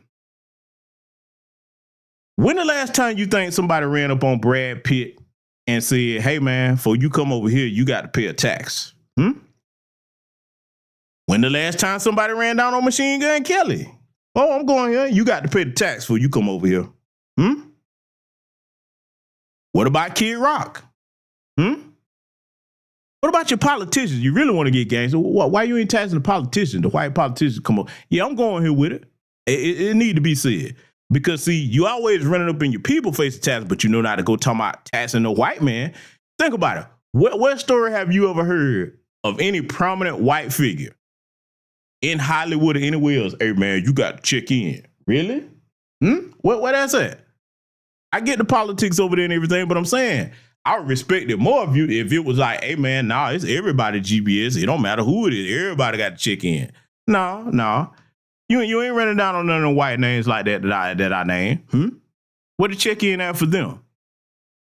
See, I'm going to show you something, man. I'm going to let Flacco get into the rest of this. You're going to see why I'm going so hard in the paint about this. And if you think I'm cooking now, just wait till Friday night. Let's let it continue. Wiretap, which is severely underwhelming. When we hear the charge human trafficking, I'm thinking something crazy. Right? Like busting down some 304s, bro. I guess it's considered that. The human trafficking dates back to an incident that took place November of 2022, which really highlights how long they've been investigating for. So in November of 2022, Big U paid Afalaj $1,000 to transport 3 women from the Central District of California to Las Vegas to engage in prostitution and other crimes under Nevada law. The feds, being armed with this information, decided not to go to Big U because that's who they want. They decided to go directly to, let's call her by her first name, Armani. So the feds went to Armani and presented.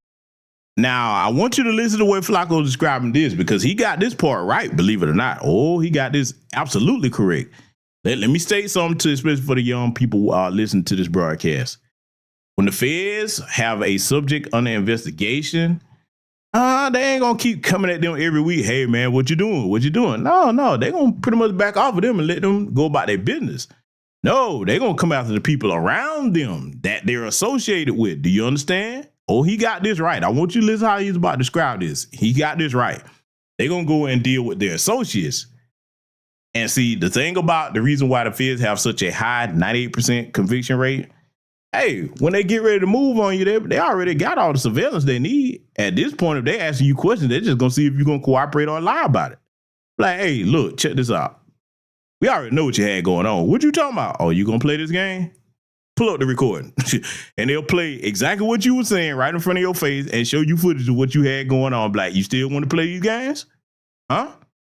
I'm just showing you, man. You better watch your circle if you're going to be out here kicking it with these fucking goofballs. Let it continue. Presented her with everything they had. They said, yo, we got the wiretaps, bro. Do you want to be honest with us? And she kept it honest with them. June of 2023, they went to her house and they told her they got the wiretaps, they know everything that happened, and they planned on charging her with sex trafficking if she don't cooperate and speak to them. So she admitted that she promoted prostitution, but she did say that she doesn't think that she's a pimp. She's just known for bringing the hose around whenever she's asked to bring the hose around. Now, according to Armani, we call her by her first name now, she told investigators that she provided Big U with women as long as the women were paid. That representation is corroborated by a series of intercepted calls from January 2023 when Armani said she was bringing 7 women to Big U, and after which Big U talked to Armani and others about her being upset when they did not get paid right away. According to Armani, she told her women, cash, charge them before you hit. Cash before smash. So apparently when the women was coming around and they was smashing before getting cash, you know, some of them was getting shorter. You feel me? They wasn't getting the full amount, and Armani wasn't having it. So that's on wiretap as well, of them having that conversation of why you not paying my girls the right amount. Here's where the story gets a little crazy. So she talked to the investigators. She let them know, yeah, you know, I provided women for Big U. He paid for it, etc., etc. So she agreed to meet the investigators at a particular time and date. But the investigators told her, hey, bruh, don't tell Big U we talked to you. You got it? So she agreed, right? And her knowing that she's on wiretap, by the way, right? Because the police is showing her and playing her the wiretap of their conversation and saying, yo, own up to it. And that's why she owned up to it. So knowing she's on wiretap and knowing the investigators told her, don't talk to anybody about this. As soon as they left, I'm talking about that day immediately, there's a wiretap conversation of Big U, Armani, and others on the phone where Armani is telling Big U the feds just came by. The document says, you see how stupid these motherfuckers are, okay? And again, I'm not caping for them. I'm just saying it's a right and a wrong way to do everything. You see how stupid they are. You know that the feds are monitoring your conversation. So instead of you saying, okay, let me do this one or two ways. Either let me go talk to the person myself, or let me talk to someone else in prison and say, hey man, go let so-and-so and so know XYZ whoop-de-whoop. You see how stupid these motherfuckers are? See, that's the other thing about dealing with people in the streets. Let me tell you something, man. If you're going to be a criminal, and I'm not telling nobody to go be no criminal, of course, I just want to be clear on that. But if you're going to be a criminal, you better make sure you try to be a fairly intelligent one, okay? Huh? All the dumb criminals are locked up, okay? All the dumb ones are locked up. If you're going to be out here and you call yourself trying to be a criminal, you can't be unintelligent yourself, and you can't deal with unintelligent people. You know why? Because then you'll be in a situation just like this. So I'm just saying, let it continue. However, after they told her, don't talk to Big U, wiretap communication. Oh, you're right, my brother, Dad Miller TV. You know what? I got to pull it out. You big dummy. Lamont, you big dummy. The Fred Sanford voice, man. Fred G. Sanford, for those of you that are unfamiliar with that show. One of the greatest classes of all time. But yes, my brother, we dealing with a lot of big dummies over here tonight. Let's let it continue. Between Big U, her, and others showed that after Armani's interview, she met with Big U and other Big U Enterprise associates to discuss her interaction with law enforcement. Those calls started right after the interview, with an associate calling Big U demanding to talk to him immediately about Armani. On that call, Big U made sure that the caller kept Armani where she was at so that Big U could meet up with her about it. The next day, Big U and Armani talked on the phone about what happened yesterday. Armani never met with the investigators after the conversation with Big U, and she stopped cooperating, right? She refused to cooperate any further, which is why she was arrested and picked up in this RICO. Now, according to wiretaps, Big U was talking to another associate, letting him know while on the phone, while on a wiretap, that his lawyer told him that he shouldn't be on the phone. So Big U was well aware. I'm talking about well aware, what was going on. So he knew they were investigating him ever since late 2022, early 2023. They're also charging Big U. Now you see that? I always told y'all, a good attorney, if you got one, they're going to really do their job, okay? If you got a good attorney, you see his attorney told Big U, hey man, they're watching. Stay off the damn phone. At least if you're going to be on the phone, don't be on that one. Get brand new phones. You know what I'm saying? Just keep that one. Because see, look, again, I'm just saying what the intelligent thing would have been to do. Okay, the feds are monitoring that phone, that particular one right there. Okay, you get you another one. Get you a new one. Keep that one. Because, okay, you go throw it away then, boy, that's when they really start messing with you and your people. But keep that one and get another one, okay? That you be like, all right, man, this is a secure line over here, okay? That would be the smart thing to do. But we not dealing with smart people, okay? So for those of you young brothers that are listening to this, you better think about all these things that I'm showing you over here tonight, all these things I'm trying to tell you. Man, I'm going to say it again. I don't want you to be out there in the streets. There's too many legit ways for you to get your bag out here today. But if you just got to be out there, okay, I want you to see the risk that you're taking dealing with these types of nitwits out here. Because, man, that you can't call anything that I was showing you tonight intelligent as far as what you've seen so far. Let's let it continue.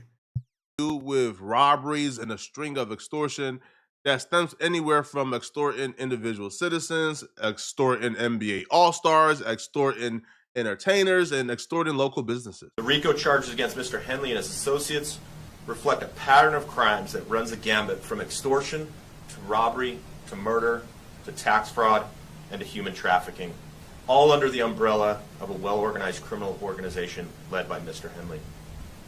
Additionally, Mr. Henley duped the County of Los Angeles by running a nonprofit named Developing Options, which was set up to pull youth out of the gang life and promote anti-gang solutions. Yet Mr. Henley continued to personally orchestrate violent gang activity that impact our communities. It's at this stage in the indictment we get introduced to Loose Cannon's role and Brick Baby's role in this indictment. You see, Loose Cannon and Brick Baby were described as essentially Big U's henchmen, people who were under Big U who committed crimes and robberies on behalf of Big U.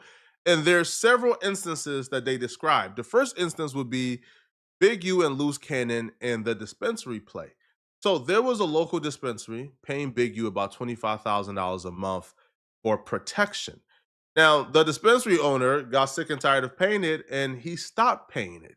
And when he stopped paying the $25,000 a month, Big U said, according to the officials now, Big U said, okay, you're not going to play no more? Okay, cool. So in retaliation, on July 5th of 2021, a couple of Big U associates, about a dozen. Now, before Flacco finishes reading this right here, let me tell you what this business owner should have done that would have fucked him up. After that situation where, he approached him, first of all, he should have, hey, try to stall, let me think about it, what have you, okay? But if he did accept it, the next thing he should have did, he should have went right to the... See, this is what's not snitching. If you're a civilian and some jackass like a Big U is trying to lean on your damn business that you built with your own hands, talking about you got to pay him his big sorry ass, what you supposed to do? Like, okay, cool, no problem. You're supposed to went straight to the feds. Let me tell you what they would have did. They'd be like, okay, that's what he gonna do. They would have had federal informants in there, all right, working as employees. So that way, when he robbed the place, they'll be like, oh, congratulations, you robbed some federal agents. That would have been checkmate on his stupid ass. You see what I'm saying? But see, this goes back to something that I tell y'all a lot of time about being controlled by fear, okay? Fear is the mind killer.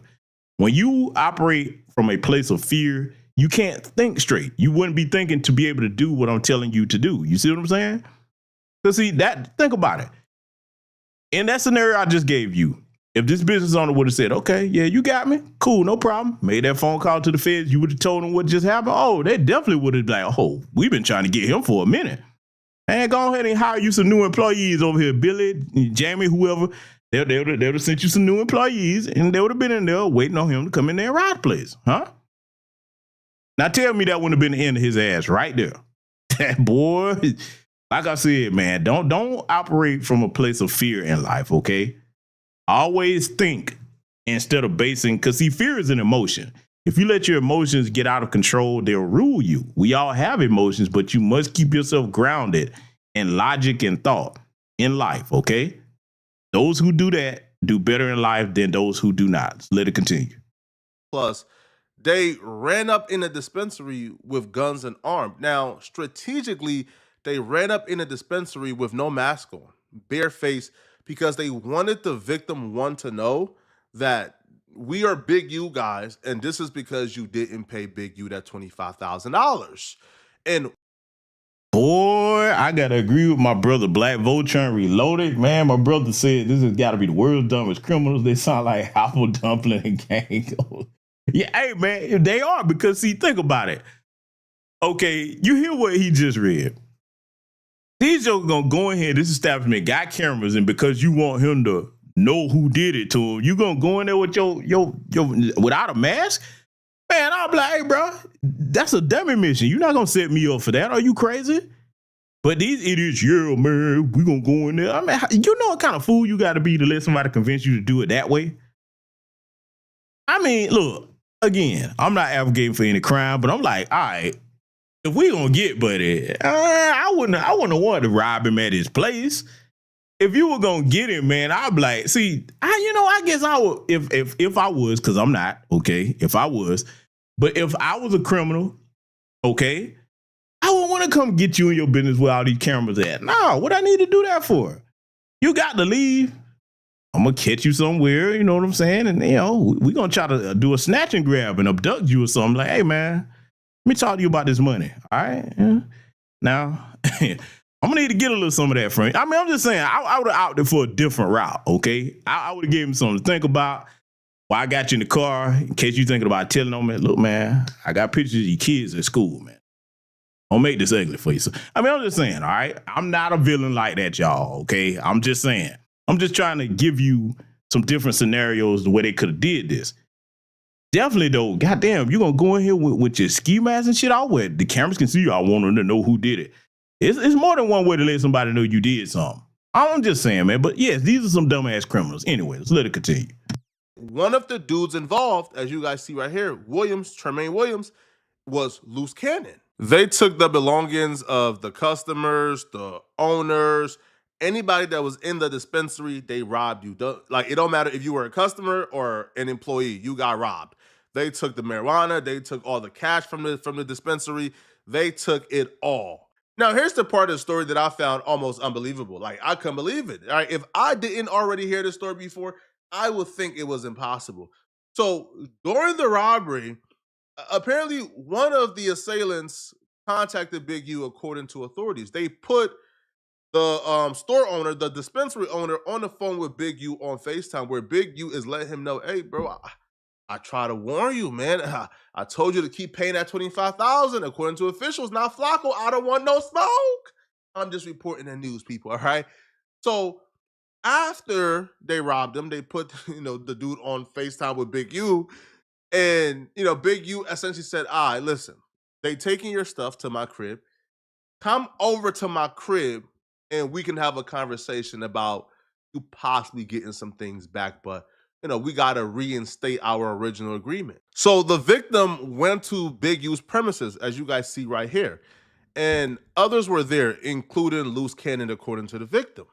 Now, Big U told this person, that's how you rob yourself. Then Big U demanded $10,000 from the victim to ensure that other robberies did not occur. Now, according to reports, Big U also directed the victim to identify other businesses or dispensaries that he could similarly rob and assure that the victim, would not get robbed himself, and they will also compensate him from whatever they get. They reinstated the agreement, but it wasn't 25 bands a month as it used to be because he was no longer at that peak of business. So they agreed and settled on a lower amount. But here's the thing. Victim one went working with the police, bro. He said, bruh, I done had enough, bruh. All right. I'm talking. So then he began to cooperate with the police, and they began to scheme up methods to really catch Big U in the act of extortion, which we will get to shortly. So basically, it's like, cause he'll be like he'll manipulate things. Now, you just heard everything that Flacco just presented right there, and I agree, brother Black Voltron. They must have been doing the premium drugs. They must have been doing some designer drugs. It's not even out yet, combined with having very, very tiny, small brains, okay, because that's a bad combination. You got a small brain and you're doing drugs. Bad combination, as we're going to see coming up right here yet again. Whack 100, okay, and these goofy Negroes on the podcast over here at No Jumper. Everything that happened is like, hey, I got to go and report in to White Daddy. Like, what kind of street dudes are these, man? So,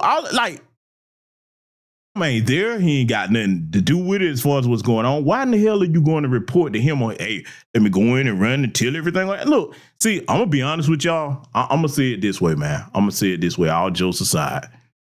If I was somebody that was out in the streets and this was going on, you wouldn't have but one podcast appearance. I'm going to say it that way. I would make sure that you didn't do another podcast talking about anything I had going on. I'm gonna be honest with you. If this was me and it was big money on the table with what I was doing, oh, you a podcast nigga. Okay. All right, bet. No problem. That's the decision you made.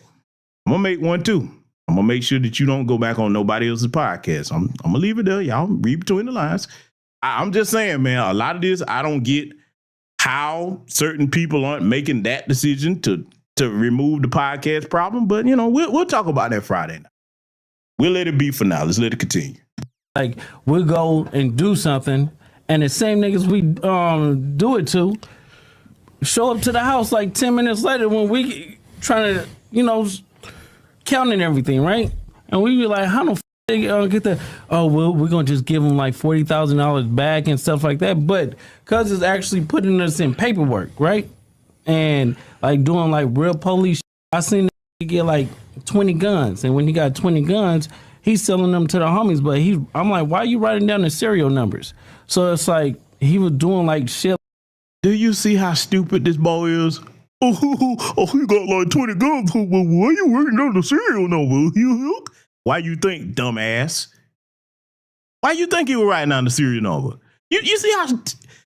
Man, let me tell you something, man. If you're a street dude and this is the maximum level of intelligence that you have, pick something else to do. Pick something else to do. He writing down serial numbers. That's not going to come back to bite me in my ass any kind of way. I'll just keep doing everything I'm doing. He's cool. Stupid mother. Boy, you can't make this up, man. So let it continue. Like that, and I didn't catch on. So it was like, I'm waking up now. You get what I'm saying? Because I'm his high-tech shit. I'm his right-hand man. You get what I'm saying? So when it came down to like dirt and stuff like that, I'm going to get it. You get what I'm saying? And then... Okay, so now you didn't catch the reason he was writing the serial numbers down. Then you proceed to take your stupid ass back over here to Federal Informant Headquarters with your boy Adam 22, okay? And talk about this stuff. Why would anybody talk about this? This is shit you supposed to take to your grave. Ain't nobody supposed to know. Like I said, if it was me, I'll make sure you wouldn't go on no more podcasts. No, this would be your... Man, boy, y'all don't understand, boy. If, because I'm not, okay? If I was this type of person and I was involved in that, let me tell you what I would do. I'd be like, hey, okay. Hey, man, did you enjoy the podcast? Oh, yeah, man, had a good time. You did? Cool, man. Hey, man, you've been working pretty hard out here, what we got going on. Or got a surprise for you, a little vacation I want you to take. Yeah, man. I'm going to get you to take a vacation. Probably down in Mexico somewhere, there's going to be someplace. And when you get there, I'm going to have some people waiting on you that want to have a conversation with you about the conversation that you had on the podcast. And, by the time that conversation is over with, you won't be having no more conversations. Let it continue. Like, one day... you know why he wanted to get a dude back to 40, right? That's the exact sequence of event that took place with the dispensary. Robbed the dispensary. The person is at the house because they FaceTime Big U allegedly, according to the documents, while at the dispensary. They agreed to meet up at the crib. They meet up at the crib. They give the guy a portion of his money back, told him, hey, bro, you got to get back on the payment plan. According to the document, Loose Cannon admitting to this on No Jumper contributed to him being charged and indicted for it because the victim been saying Loose Cannon was involved, but there's no video footage of Loose Cannon involved. There's no surveillance of Loose Cannon involved. But Loose Cannon saying this on No Jumper led to the feds indicting him for being involved because the victim statement and your statement aligns with exactly what took place. So this is bad. In that same interview, Loose Cannon would break down how they robbed Meek Mill at the instructions of Big U, and they were able to extort $50,000 from Rick Ross, but Big U took all the money and iced them out, and that's how they fell out. Cause it's family, I know. See, I got to show this to you because y'all would think I was making this up if I didn't present this to you. Listen, right now, do you know how easy they're making the cyber police's job, man? Can you imagine if you, any one of you in my chat room, you know, you were new to a police department division, they assigned you to the cyber crimes division, and they gave you this assignment, or if you with the feds and they assigned you to these idiots, man, you would have an easy street job. All you got to do is just... The only thing that will get tired is your ears, because you will have to just be listening from, you know, making sure you got everything that you monitoring, keeping up with things. I mean, you wouldn't have to do too much work. You wouldn't have to go impress nobody. They're going to do all the talking for you, like this jackass right here. I mean, like I said, I just don't understand how other people involved in this that's got their money into it wouldn't decide to give somebody a nice, you know, complimentary vacation somewhere to help them rest their vocal cords. I'm just saying, you know, I don't understand it, man, but you know, he's about to, you know, get to singing here, boy. I'm trying to tell you, the Joker, he could be one of the greatest R&B artists of all time. With this boy talking right here, boy, and they got this dumbass locked up right now. Okay, none of these jokers are gonna see the light of day again. It's over. Okay, I'm telling you that right now, and you're gonna see an example why I'm saying that. Check this out. Actually putting us in paperwork, right? And like doing like real police shit. I seen the nigga get like 20 guns, and when he got 20 guns, he's selling them to the homies. But I'm like, why are you writing down the serial numbers? So it's like he was doing like shit like that, and I didn't catch on. So it was like, I'm waking up now. You get what I'm saying? Because I'm high tech shit. I'm his right hand man. You get what I'm saying? So when it came down to like dirt and stuff like that, I'm gonna get it. You get what I'm saying? And then like one day, you know why he wanted to get a dude back to 40, right? Because he was gonna make dude give him 20 for getting it back. Of course. And kept you out of it. Of course. He did that to when I did that to Meek Mills and Rick Ross. What'd you do to them? So y'all hearing it with your own ears. You just told about that situation, and now you're gonna talk about other street shit that supposedly happened here, according to this idiot. And you heard, you know, Agent Adam over there. What'd you do to them? Oh, and you know when the white man asks you, boy, hey, listen, man, gotta give Jason Black his credit. You want to know what a black person really thinks? Sit a white man in front of him. I mean, I gotta give the brothers credit on that, because we seeing it right here in real time with this jackass. Y'all, listen to what this fool is about to say here. This is on no jumper. He's locked up now. You think that they didn't use any of this shit that he said on Adam's podcast? Man, I'm gonna let y'all hear it for yourself. The club, when you sweated them in the club? Yeah. Dude, and Meek and Rick have no idea that Draw sent you at him. Yeah. No, yeah, they sent that because I called Ross. I'm like, Ross, boy, this shit getting crazy. Drop off the 50,000 and we're gonna let Meek live on Crib. So Ross dropped off the 50,000, and so me and the homies, we go back. He stopped answering the phone. He stopped picking up. Loose Cannon and Big U's relationship, as it's identified in the document, it's similar to Big U's and Brick Baby's relationship. Now, Loose Cannon is indicted for doing robberies on behalf of Big U. Brick Baby is also indicted for doing robberies on behalf of Big U. On November 11th, 2022, Brick Baby and Big U had a conversation that was wiretapped. During that conversation, Brick Baby identified as Mitchell. Big U identified as Henley. Mitchell, Brick Baby, was, having a conversation about how much money Brick Baby should give to Big U in the recent robbery they partaked in. Now, if we scroll down, you will see Big U is talking to another gentleman in a wiretap call, and that conversation goes, they robbed which is Brick Baby, from some ish. They made a ninja call his plug, and then they booked him. So in another wiretap call, Big U was talking to somebody who confirms that Brick Baby made somebody call their plug, and then they robbed the plug. And apparently, Big U only got a portion of the money because they had to split it between 5 to 7 people. And remember the owner of the dispensary that allegedly got robbed by Loose Cannon and Big U? Well, that owner began to cooperate with the feds, right? Began to cooperate with police. And they began to record all his interactions with Big U.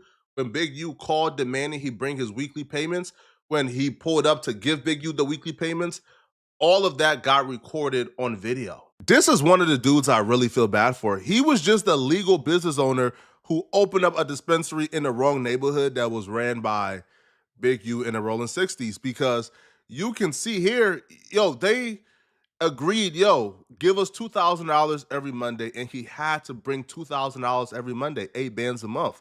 It got to a point where, the agreement didn't even matter, right? According to the document, Big U would call him and be like, hey, bro, I need $3,000, right? I'm trying to get a gift for somebody.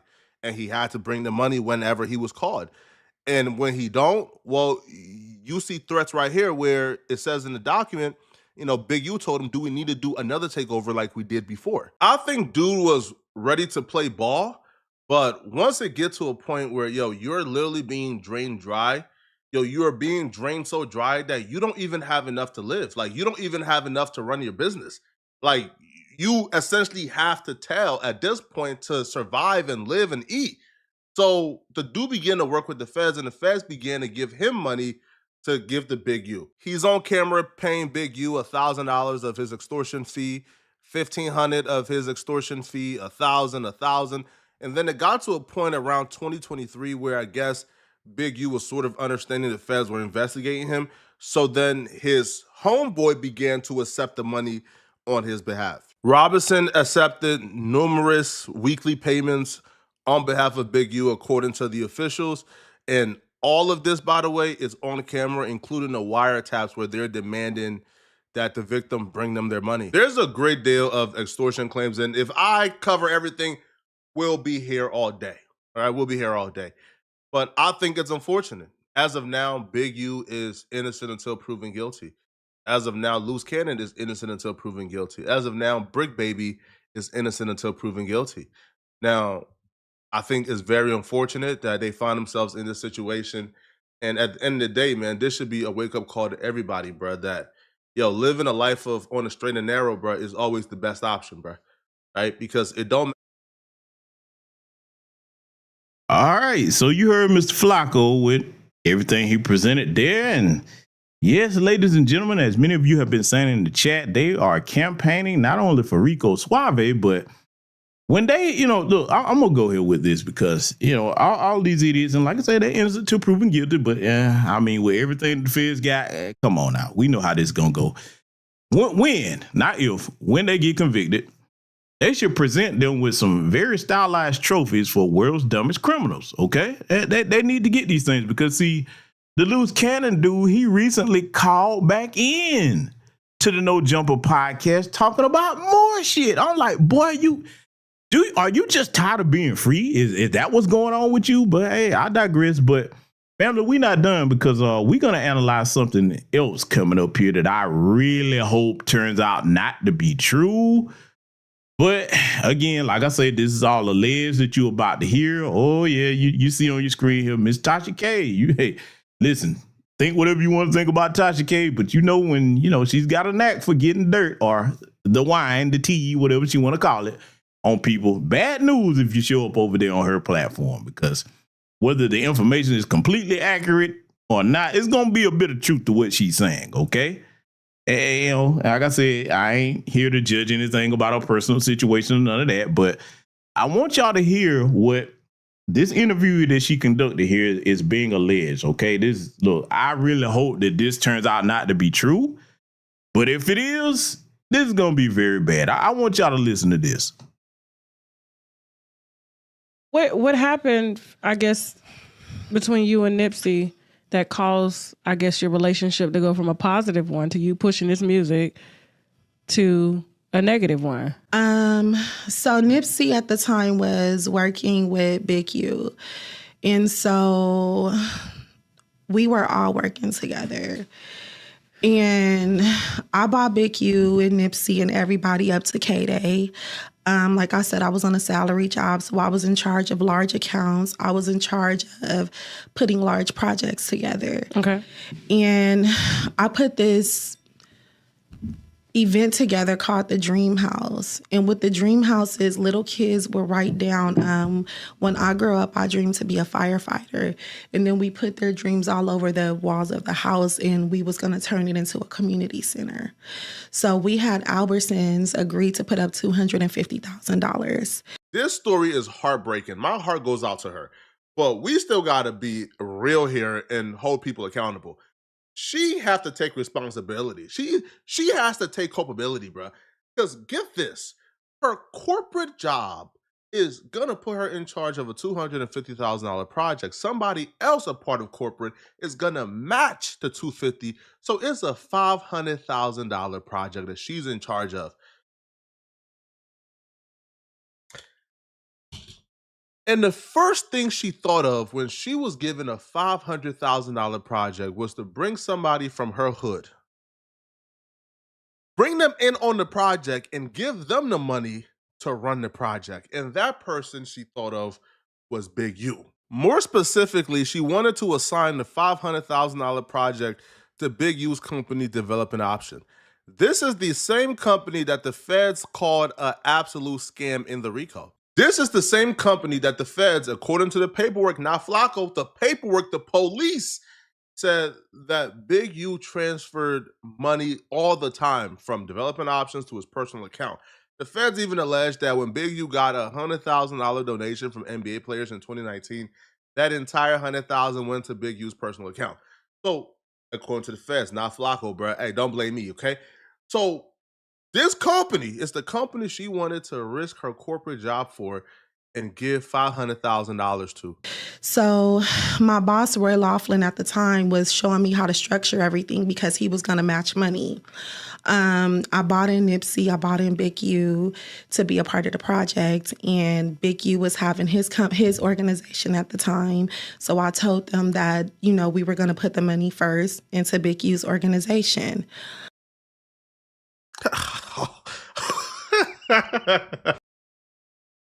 Now, ladies, let me say something to you, right? Before Flacco started back talking here, because he up here grinning, he just found this hilarious. Let me talk to the sisters for a minute, especially young women. Older women, you should know better, but some of y'all might need to listen to this too. If you're in a position where you have a decent square job, I understand, and see, this is why I hate when a lot of people start to talk about what black women won't do, black women this, black women that.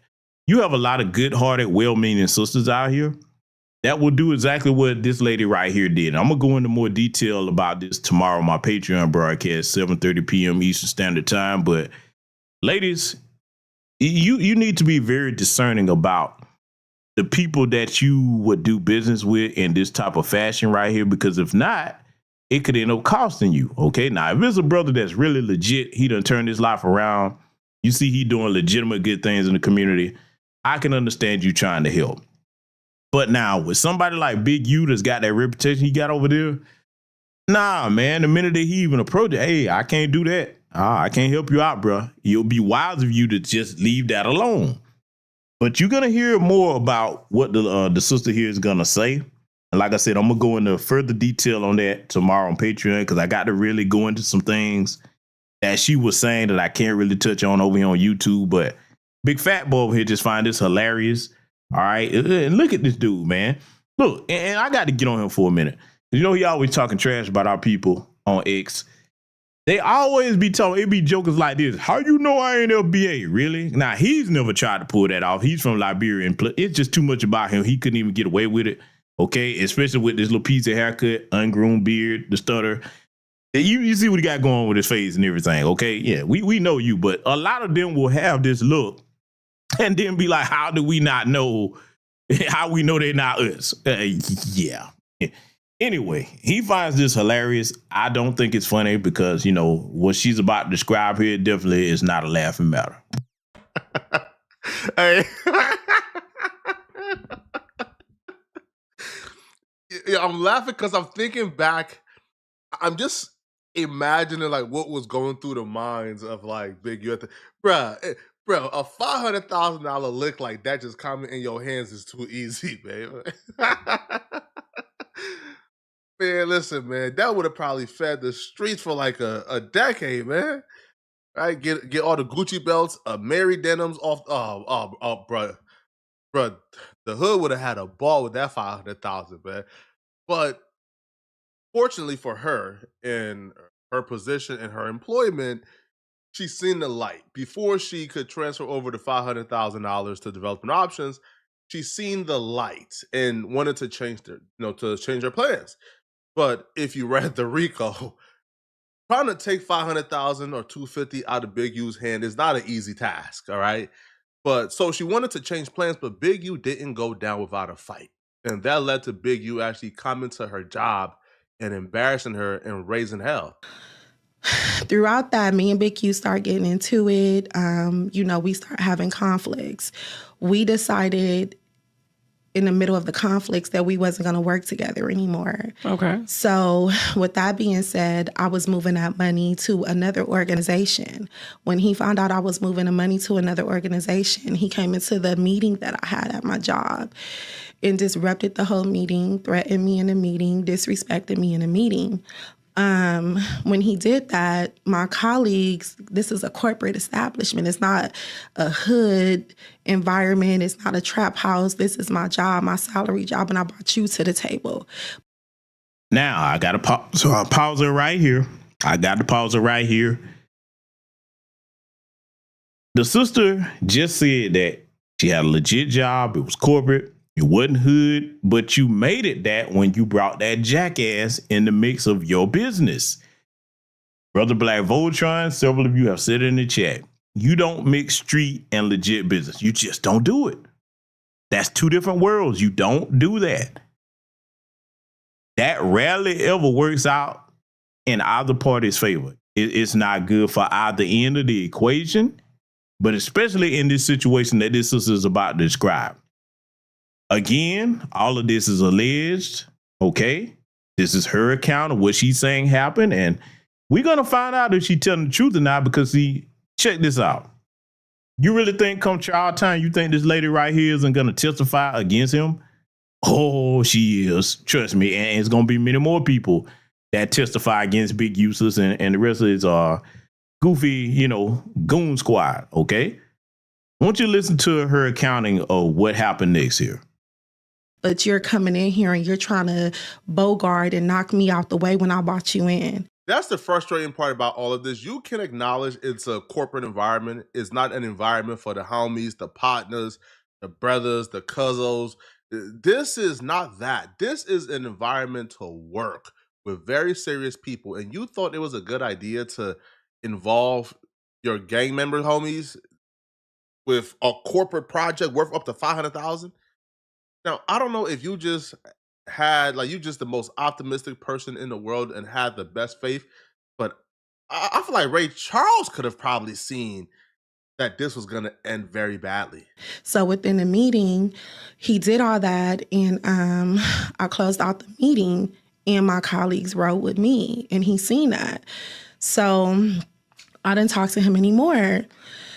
A couple of days passed, or not even a couple of days, like a week passed, and Nipsey's calling me. He's like, sis, where you at? Where you at, sis? I need the posters. I wasn't going over to the neighborhood, to the 6Os, because I was really busy. And I'm like, Nip, I'm going to come, but I can't come right now.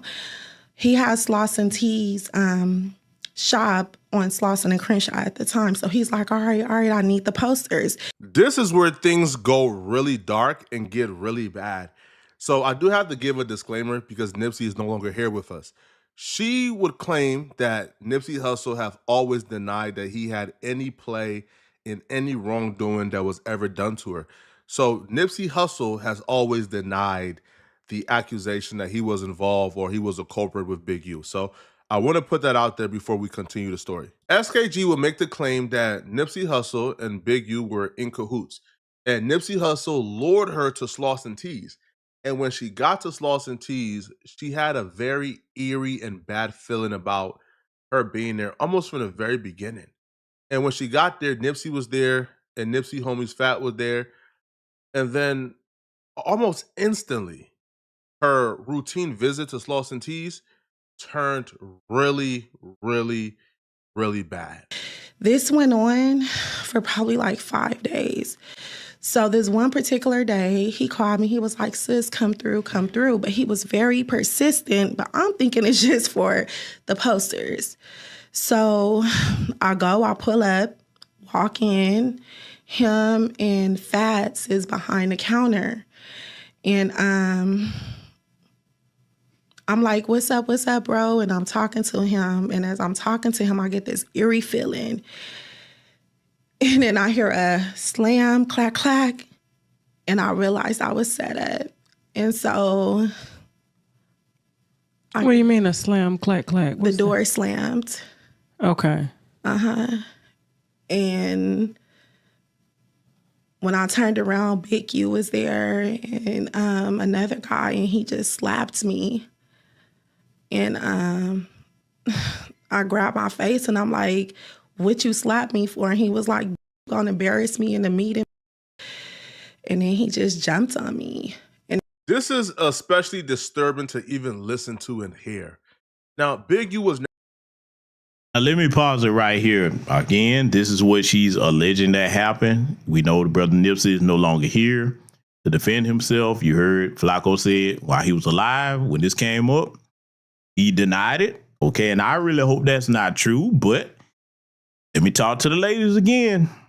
Ladies, this is the chance, the risk that you take when you want to deal with these types of guys, because I know hopefully most of the women over here, younger sisters, and hopefully definitely if your older sister listening to this, most of y'all got sense. But I'm talking to the other people that might find this, that might still think that, oh, that lifestyle is exciting, or you're dealing with a dude that's out in the streets doing this, that, and the third. A lot come with that. And unfortunately, sometimes it'll be situations like this, where you thinking that you cool with everybody, you think you want a homegirls, etc. Something go left, and now you're looking at a situation. Again, this is alleged. This is what she's saying it happened here. I would like to think that Nipsey would not have done that, but we don't know. Big U might have threatened Nipsey. We don't know. We really don't know. We'll probably never get an answer to that. But you do know one thing. She gonna definitely probably testify and tell this story when that trial come up for Big U. I guarantee you she gonna do that. Oh, I promise you that's gonna happen. So, again, an ounce of prevention is worth a pound of cure. Ladies, I get it. If you want some excitement, you better get your excitement doing things that would not put you in danger, okay? That's the best way to get your excitement. Now, I get it. For some of you, you're going to listen to this, go one end out the other. Chances are you probably the hot Cheetos demographic that all you listen to is Sexy Red and, you know, you watch Love and Hip Hop and Basketball Wives and crap all day. Cool, no problem. This message is not for you. To you younger sisters, though, that are somewhat still able to listen to reason, you better think about the things that I'm saying, and beyond that, you better listen to this sister's account here, what she's claiming happened to her. So let it continue. Never charged for this. But when you hear this story, man, and you watch her reaction as she describes it and she talks about it, it's like she still relives it. Like you can see the trauma on her face. Now, this story is like especially disturbing due to the circumstances. She was pregnant at the time. She was at her job. This wasn't a situation where her and Big U was at the job and she undermined him. No, like this was her job. This was her project. She wanted to bring certain people in. It didn't work out. She wanted to transfer it to keep her job in. And in an attempt to do the right thing, this happened to her. This is just disturbing. And I looked at Nipsey and him and Fast just put their head down. And I just was like, you set me up, like I trusted you, and you set me up, had me walk into this spot for this man to beat on me, and I'm pregnant. I get How far? mad. I'm sorry. I don't even want to. I get so mad about this, Husha. I get very upset. Hey, Jasmine, can you bring some tissue, please? I'm gonna kill that nigga for this because I get so upset. So Big U, who's currently on the internet now, beefing with Whack 100, beat you while you were pregnant? And so... How far along were you? At the time, I was like going on 4 months. Hold on. Thank you. There we go. There we go. I get so mad and you said about it. And you say you believe, thank you. Huh? Okay, gotcha. So, and you say you believe that Nipsey set you up? When I looked at him and they dropped their head, I knew. It's like, bro, you called me, you walked me in this spot. Like, you knew this was going to happen to me. And you trying to act like it was the posters, you knew. So he beating on me. He hit me all in my face. I'm grabbing my stomach. And he just like, he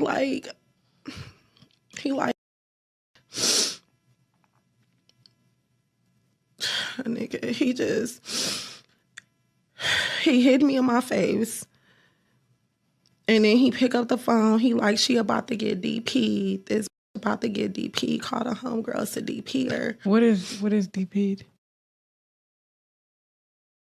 Yep. So you heard that. And for those that don't know what DP means, that means discipline. Basically, he was going to call some women to beat on her necks, according to what she said. Okay, that's her account of what happened. But again, ladies, that's a lesson in there for you. If you're going to be dealing with these types of guys out here, or certain women that's involved in certain things, you could be caught up in a situation similar to that.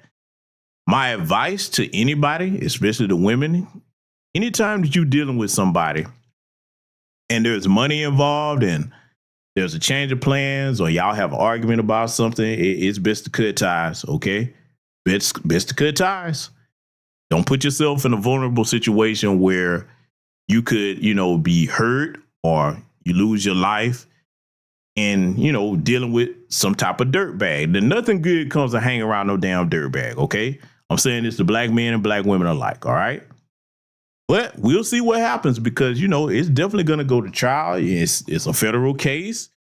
People going to sing. They already singing right now. They got their sheet music. Okay, they've got their chamomile tea. They're taking care of their vocal cords. They're getting ready to do, an amazing number, okay, when they get time to go to trial here, okay? We going to see. It won't be long. And, looks like the dealer's going to have some company, all right? That's probably what's going to happen here. I just don't see him beating this case, or none of them beating these cases, because hell, they gave the feds everything they need on Federal Agent Adams' podcast and others, okay? So anyway, I hope everybody got the lesson from this tonight, all right? Tomorrow evening, it'll be 7:30 p.m. Eastern Standard Time. We'll be live on Patreon, and we're going to be going even further into what I just showed you here at the end of the broadcast tonight, because somebody got to see it like it is on this, and we're going to be playing even more of that. We're going to definitely be dealing with, at the beginning of that broadcast on Patreon, we're going to be dealing with that leak of information involving, Secretary of Defense Pete Hegseth and his staff. I'm going to really break some stuff down about that for those of you that don't understand military terminology. I'm going to throw a lot of stuff at you. And by the time I'm done, you can be like, oh, no. You can't downplay this. There's no way. I mean, what it is, they got embarrassed. Okay, it's a serious issue, and now they're trying to save face, but it's going to cost people that put their lives on the line every day for this country, unfortunately. We'll see if the orange man keeps Pete Hegseth around after this type of faux pas here, because that's just, that's not supposed to ever happen. But anyway, I'm going to leave that alone. That pisses me off every time I talk about it. Salute to everybody that contribute to the broadcast. Thank you very much. I have the best subscribers on YouTube and Patreon, I think so. So to close here, we're going to be having the X Space this coming Friday at 9 p.m. Eastern Standard Time, continuing further into the discussion that we had here tonight. And hopefully we'll be able to help some people, and we're going to discuss problem and solution in that X Space. But that's it. Take care of yourself. Salute to you, Black First, and I will see you all in future content.